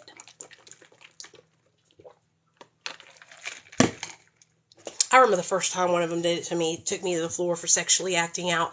I was so fucking embarrassed, dude, because they said I was sexually acting out with Catherine.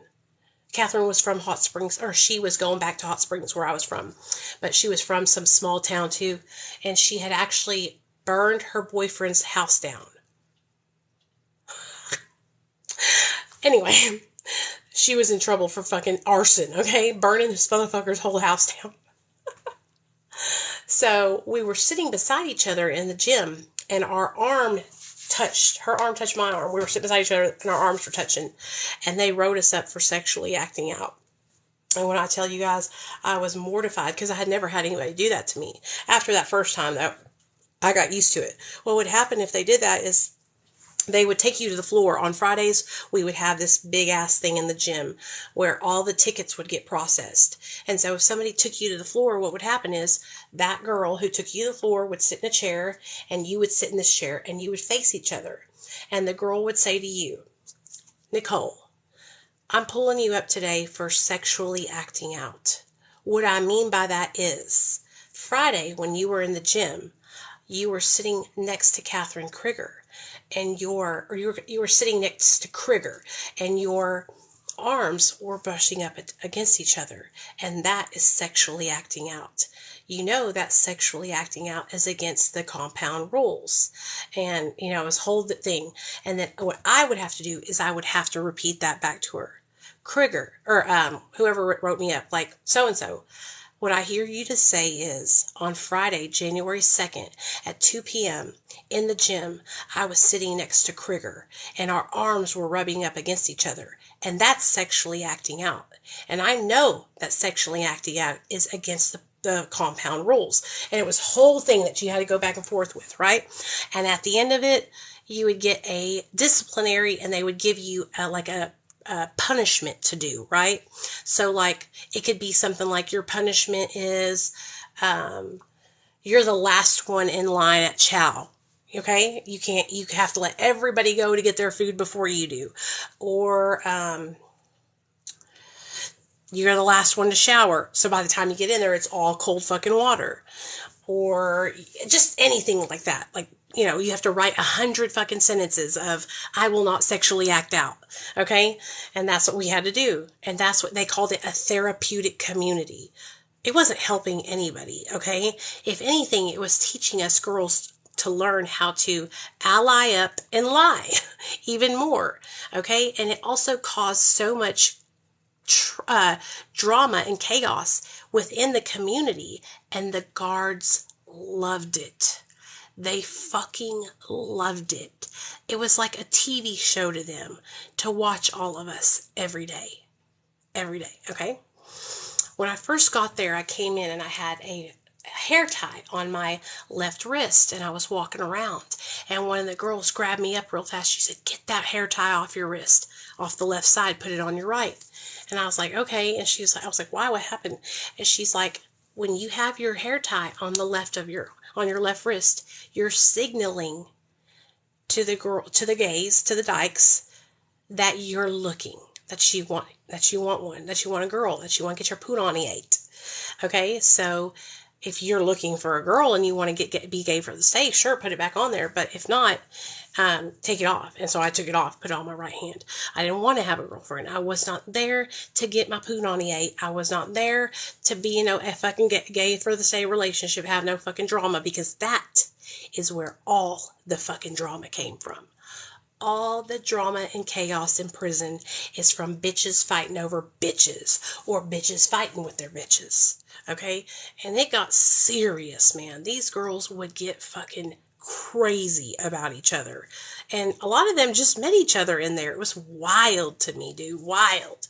But they were thought that they were in love, and that it was wild. I had never been around so many women who were so mentally unstable also. It was really, really a shock to my system. A lot of these girls, you guys, were really, really sick. They came from homes where their dads cooked meth, their moms cooked meth, the granny cooked meth, the grandpa cooked meth, the great-grandpa cooked. They came from long generations of addiction. Okay? I come in there and I have a mom and dad who've been married for 40 years. Don't do drugs. I have a great family. My parents love me. I live in a nice house with, white picket fence, yada, yada, yada, whatever. And these girls are coming from they're coming from brokenness. They're coming from this horrible situations. And I was getting to know all these girls, and they would tell me their stories. And I can remember thinking how fortunate I was. How lucky I was to have my family who cared about me back home, who was sending money and putting it on my books, who came to visit me every weekend. My mom and dad came every weekend. I'll never forget it, the first visitation my mom and dad came to. I cried my eyes out, man. My dad said, I can't believe that I'm visiting my fucking daughter in prison. I can't believe I'm here visiting my oldest daughter, my number one, my firstborn. I can't believe that I'm visiting you in prison. And they were there every fucking weekend. Every weekend. They wrote me. They were there for me, And I was there with all these girls who, I'm telling you guys, a lot of these girls never had a chance. They never even had a chance. They were born into that life. They never had a chance. Real deal. I don't think you understand what I'm talking about. I'm talking generations and generations of brokenness, of families that were that were just broken families. Very, very dysfunctional families. Incest. Parents who raped their kids. Uncles raping their kids. Horrible, horrible things that I had never even been exposed to. Remember, I told you I was sheltered growing up. I was in this very religious household growing up. I had never, ever heard of this kind of stuff before. And I was meeting all these girls, and I am always somebody who's tell me your story, tell me about you, I want to get to know you. And we would sit, we had a lot of time to just talk and get to know each other, And so I was hearing each girl's story, and it just broke my heart. There was this one girl in particular. She was real short. Her name was Heather. She had Heather Grady. She had red hair, cute little red hair bob, and she was probably 4 foot something, and she was in there for manufacturing methamphetamine, and she was such a cute, beautiful girl, but she came from generations and generations and generations of drug addiction, and it was she just born into that instead of being born into maybe becoming the president of the United States, or these girls were born into poverty and drug addiction, being sold to people to have sex with, being, raped by their family members. It was really, really hard, man. It was really hard. It was really hard. A lot of people who are in prison, that is their situation. They were basically set up for failure since the day they were born. And They didn't need to be in prison. Where they needed to be is getting help for their drug addiction. Because most of them that were in there, you guys, were in there for drug offenses. Stupid, petty shit like stealing, okay? Crashing a car, you know? Fucking stealing a Grand Theft Auto, stealing a car because they were high on drugs. You know, like, it was ridiculous. The only girl that was in there that I thought, damn, why the fuck is she in here, was this girl named Amber. And I'll never forget when she got on the compound, because everybody was talking about her. She came on the compound and everyone knew before she got there. She had actually had her 3 kids in her vehicle with her, and she had left a party, and she took a road, turned down the road, drove into the lake, and all 3 of her children drowned, and she escaped. And so she came into the prison, and her kids had been killed, and all the girls in our prison were pissed. Why the fuck is that bitch coming in here? This prison is a prison for non-violent offenders. Nobody in there has killed anybody, not even close, right? And but she was in there because she was fucking high when she drove her car off into this lake. She was drunk and on Xanax. And her 3 boys, 3 of them, they all had names that started with A, like Anthony, Aiden, and Alex or something like that. And they died. And so when she got there, I literally had like 30 days left, and then I was out the door. But I remember when she came there because everybody was talking about it. Are you allowed to rent books during prison? So your parents can send you books as long as they go through everything. So you get your mail, they open it, everything. They go through everything, they read everything. Everything has to go through and be approved by them. And they also had books in our units that we could read that were already there. And we had a TV and we had a microwave. And so we would get our commissary and we would make spreads. And we would put in old time movies that they had, like Bambi or some Disney movie or some shit like that.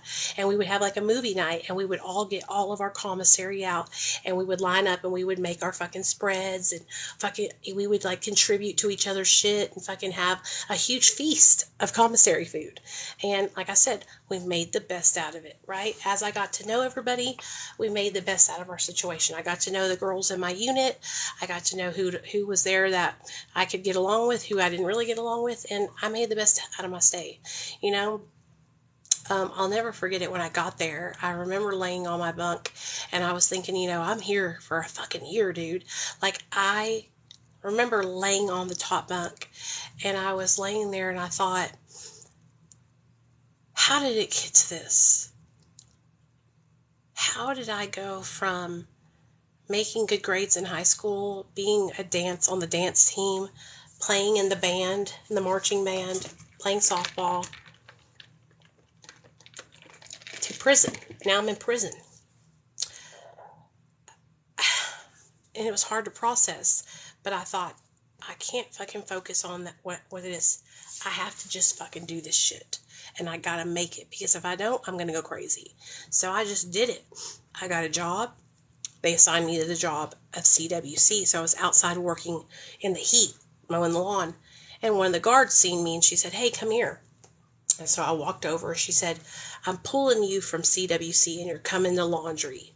And I was like, fucking yes. I was like, okay, laundry, it's a very, very coveted position, but it's a hard job. You have to wake up at 2:30 a.m. every morning, and you have to jump in the back of a truck and get all the compound's laundry. 2 big-ass fucking laundry bags per unit. 6 units, 12 bags. Huge bags that you have to throw in the back of this truck, and they stack up, and then you sit on them and ride all the way down to the laundry, right? Yeah, I got paid like fucking 20 cents. It was $50 when I left. They gave me a $50 check. But me and like 7 or 8 girls worked in laundry, and we had a fucking boombox down there. So we would have our fucking music on every morning. The guard loved us. She would bring us donuts, ribs, all kinds of free world food.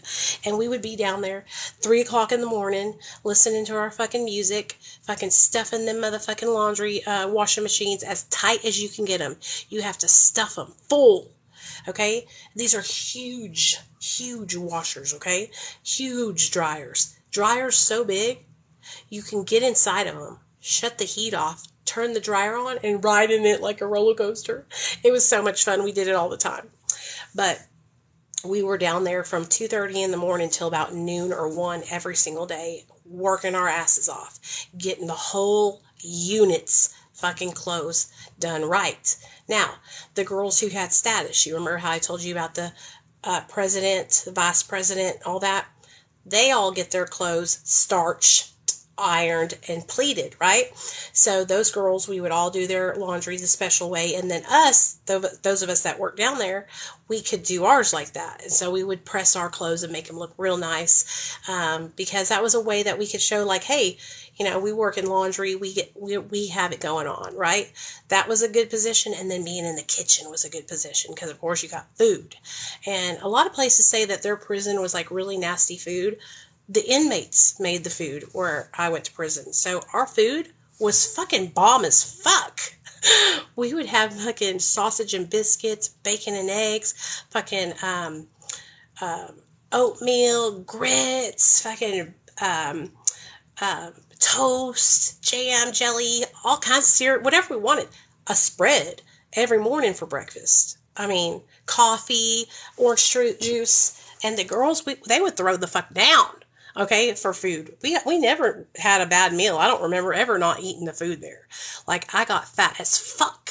I gained like 50 pounds when I was there because I was eating that motherfucking food. I think everybody felt the same way I did. Like, it was good.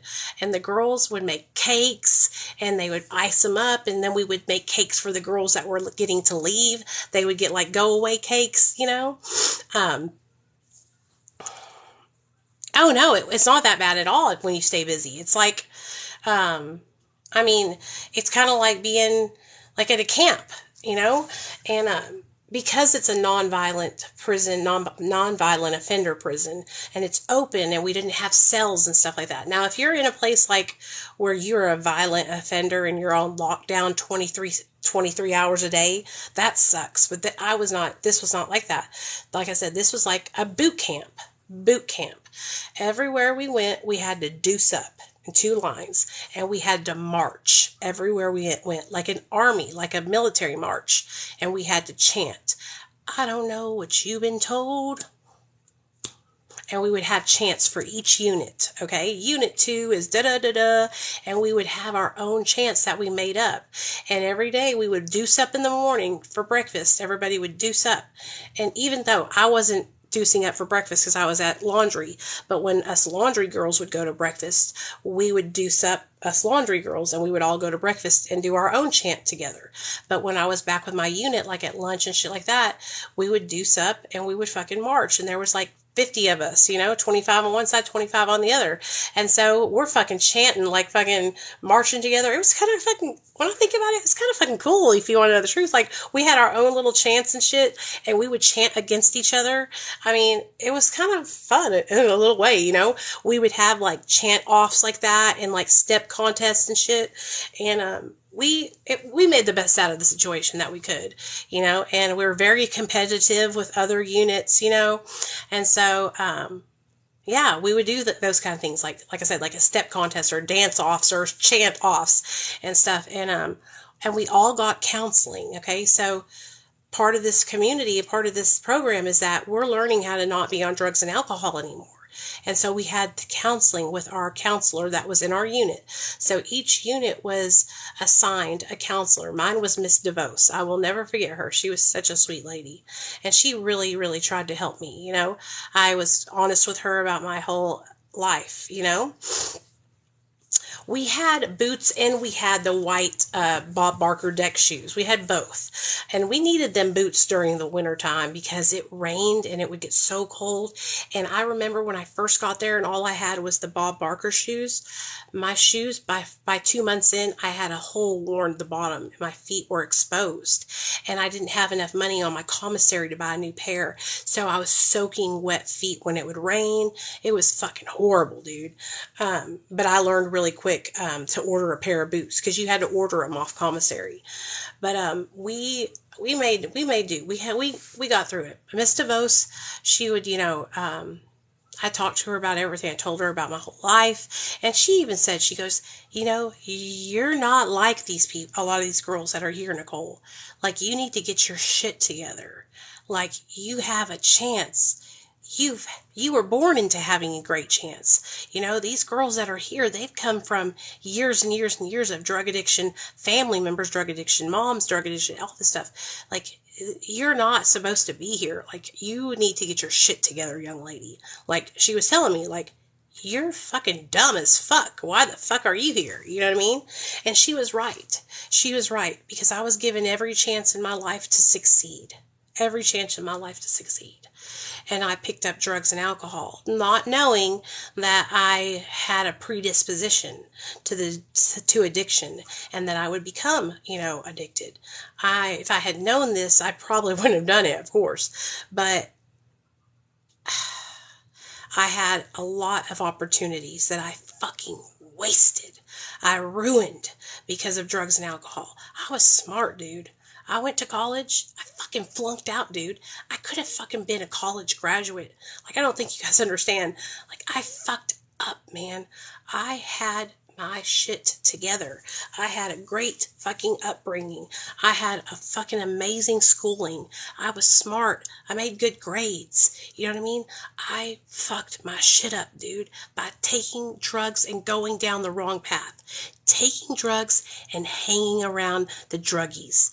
I wanted to be cool, and I wanted to be a part of so badly. I remember my dad sitting me down and telling me, it's not cool. It's not cool, Nicole.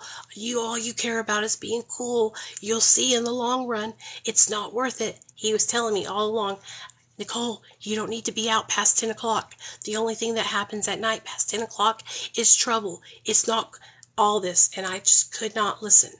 I could not listen. And I fucked up my life. I fucked up an awesome life to use drugs and alcohol. I'm telling you guys, like, and being with these other girls who, you know, didn't have any of those things that I had, right? It was even more just in my face of how you fucked up. You are a fuck up. You know what I mean? Like, at least these girls got an excuse, you know what I'm saying? They fucking come from this shit. Their fucking dad shot them up with meth. You know what I mean? There was girls in there who their dads were the first person who gave them a shot, who shot them up. Their moms were the first person who shot them up. Do you know what I'm saying? Like, fuck, I fucked up. So anyway, I graduated. I left prison, you know, and I got out, and I paroled out to my sober living house. And, damn, y'all, I'm getting tired. I paroled out to sober living, and when I got out, I stayed sober for about 9 months, and I relapsed, and by then it was 2010. I had 6 months on probation or parole. I walked off my parole and got off that, and I relapsed, and then I went back into treatment, and then came out back into sober living, and then relapsed and did not come back. I went out. I said, fuck this shit. I'm out here. You know, and by then it was like 2011. And so I moved in with my friend, a girl that I met named Tara. And I moved in with Tara, and I just said, fuck it. I'm just going to get high, go to work, and fucking live, right? And so that's what I did. I started shooting oxys. I had never shot oxys before. I started shooting oxys along with meth and all that. And I was working for Kroger and making good money, and just fucking off my life. By 2012, my car had gotten impounded, and so I sold it to a lady who got it out of impound, and I never saw it again. I had that car from 2000 until 2012. And in 2012, I had been in a coma. I'll tell you all about this one time. So my addiction was out of control, okay? And I was at Tara's house, and I had been over at my friend Gerald's house prior to that, high on meth for about 4 days. And so I rode back over to Tara's house, and when I got there, I was hallucinating horribly. And when I got there, I kept seeing all these Roxy pills all over the ground in her fucking house. So I got on the ground and started picking up these Roxy pills and putting them in a spoon to shoot them up. Did that. couple of minutes later, I spike a fever, high as fuck fever, and I am sick as fuck. I done shot up some cat litter or something because there was no Roxy's on the ground. I go walking out the front door, hallucinating, talking to people that aren't there, and the next door neighbor calls 911. Ambulance comes, I go to the hospital, I leave the hospital AMA, and then I'm walking down the road at like 2 o'clock in the morning, and I call my sponsor, Robin. I said, can you come get me? Like, I know I'm not in a good way, and go get my car from Tara's. And so they did, took me to her house, and I slept for a minute, and then the next morning I got up, went over to Gerald's house, shot up all day there, meth and Roxy's, and then took some Seroquel trying to go to sleep that night. And that threw me into the worst psychosis I have ever experienced in my life. I went walking down the road, middle of the night. Somebody called 911, and they took me to the emergency room. Long story short, I ended up going into a coma for 7 days. They shot me up with 2 rounds of Thorazine and Haldol, and I went into a coma. My internal organs were shutting the fuck down. They called my parents and they said, you need to come up here. Your daughter might not make it. My mom and dad right up there. And my mom said I had fucking bruises and scabs and blood all over my arms. And my hair was all wild. And I was in a coma with a thing down my throat and everything. And she said, we didn't know if you were going to wake up. We didn't know if you were going to come back. And so 7 days into it, I woke up. And I was fucking tripping because that thing was down my throat and everything. And my mom, once they got me all situated and took that thing out, my mom was like, do you know how long you've been here? And I was like, no. And she's like, you've been here for 7 days in a coma. Your internal organs begin to shut down. And I just could not believe it. I was like, holy shit, I fucked up, you know? But that didn't fucking stop me. I was high the next day. You know what I mean? That's how bad off I was. And so that's just a pattern. That's how it was all the time. And I met my husband a couple months later, like 6 months after that, I met my husband. And we were just, how life is like for me now? Well, it's really uneventful if you want to know the truth. Now that I'm sober, you know, I am a mom. I wake up in the morning and I take a shower. I get my son ready for the day, and we hang out. I do laundry. I vacuum the house. I do some dishes. Me and my son spend a lot of time together because we're here by ourselves and my husband's at work. You know, we might go shopping or go to the park or something like that, or have some of his friends over. But for the most part, you know, we're just hanging out at the house. When I went into the coma, I didn't know that that was what was happening. When I was in the hospital, I was hallucinating, and I was seeing all these people from my job. I was thinking there was frogs on the wall. I remember thinking that Miss Marva and Miss Frida were blowing crack smoke underneath the door to me. Like, I was wild hallucinations. And so when I went into the coma, I don't even remember what happened. I just know that I was asleep. Everything went black, and I don't remember anything else. And I just remember waking up. I remember what happened before I went to the coma.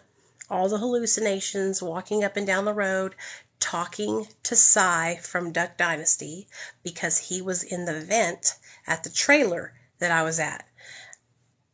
Talked to him for 6 hours. Until I got the balls up to get out of the seat I was in at the trailer and go ask Gerald for a Seroquel. That's when I went into even more psychosis. If you don't mind me asking, did you ever have to be Narcaned? Yeah, many times. I was found in my car one day in the front of IHOP. It was like probably 2 a.m. with my forehead on my steering wheel. Overdosed. And so the cops had to Narcan me then. And I went to the hospital. When I came to in the hospital, I felt like dog shit. I thought I had been fucking ran over by a truck. Then another time, I overdosed with my friend Alicia at a big house where a whole bunch of people were getting high at. And they were smacking me to keep me breathing and keep me awake. That's how, like, I was not breathing. I was barely breathing. And so she threw me in the car and took me to the hospital because we didn't have Narcan. Back then in 2008, 2009, we didn't carry Narcan like y'all do now. It was not like it is now. You could shoot Roxy's because they were really Roxy's, And so when I got to the hospital, they made me do that fucking charcoal shit. Y'all know what I'm talking about? You have to drink it. I had to do that shit. But yeah, I've had to be Narcaned. I've had to do the charcoal stuff. Yeah, I've been there. It was bad, y'all. My addiction was very, very very, very bad. But like I said, I had every opportunity for it not to be like that. And I kept going back to that life. And like I said, a lot of it was because I was low self-esteem. I didn't love myself. I felt so insecure. I did not think I was good enough. I thought I deserved horrible things for some reason. My parents didn't teach me that, I had such a bad internal thought of myself. And so I almost thought I deserved to be that way, I was very, very sick. I was very insecure. I was very depressed. I was very unsure of myself. I was just not the person I am today, not the woman that you see here today. I have strong opinions now. I believe in myself. I know what I'm doing is right. I know that I'm making, I know that I'm making a difference. I know I'm a good mom. I know I'm a good friend. I know I'm a good person. I don't fucking want to do that shit no more, But back then I was just very hurt, and I just didn't, I don't know why. I just kept going back. But, I met my husband, we fell in love, and we were both drug addicts. I could tell you so much more, but I'm tired as fuck, y'all. I'm going to go lay down, but me and my husband, when we met, it was like gasoline and fire. Because we met and we were both drug addicts, and we got strung out even worse because of each other. And, I didn't get sober until my son got taken away from me. I was using drugs throughout my pregnancy.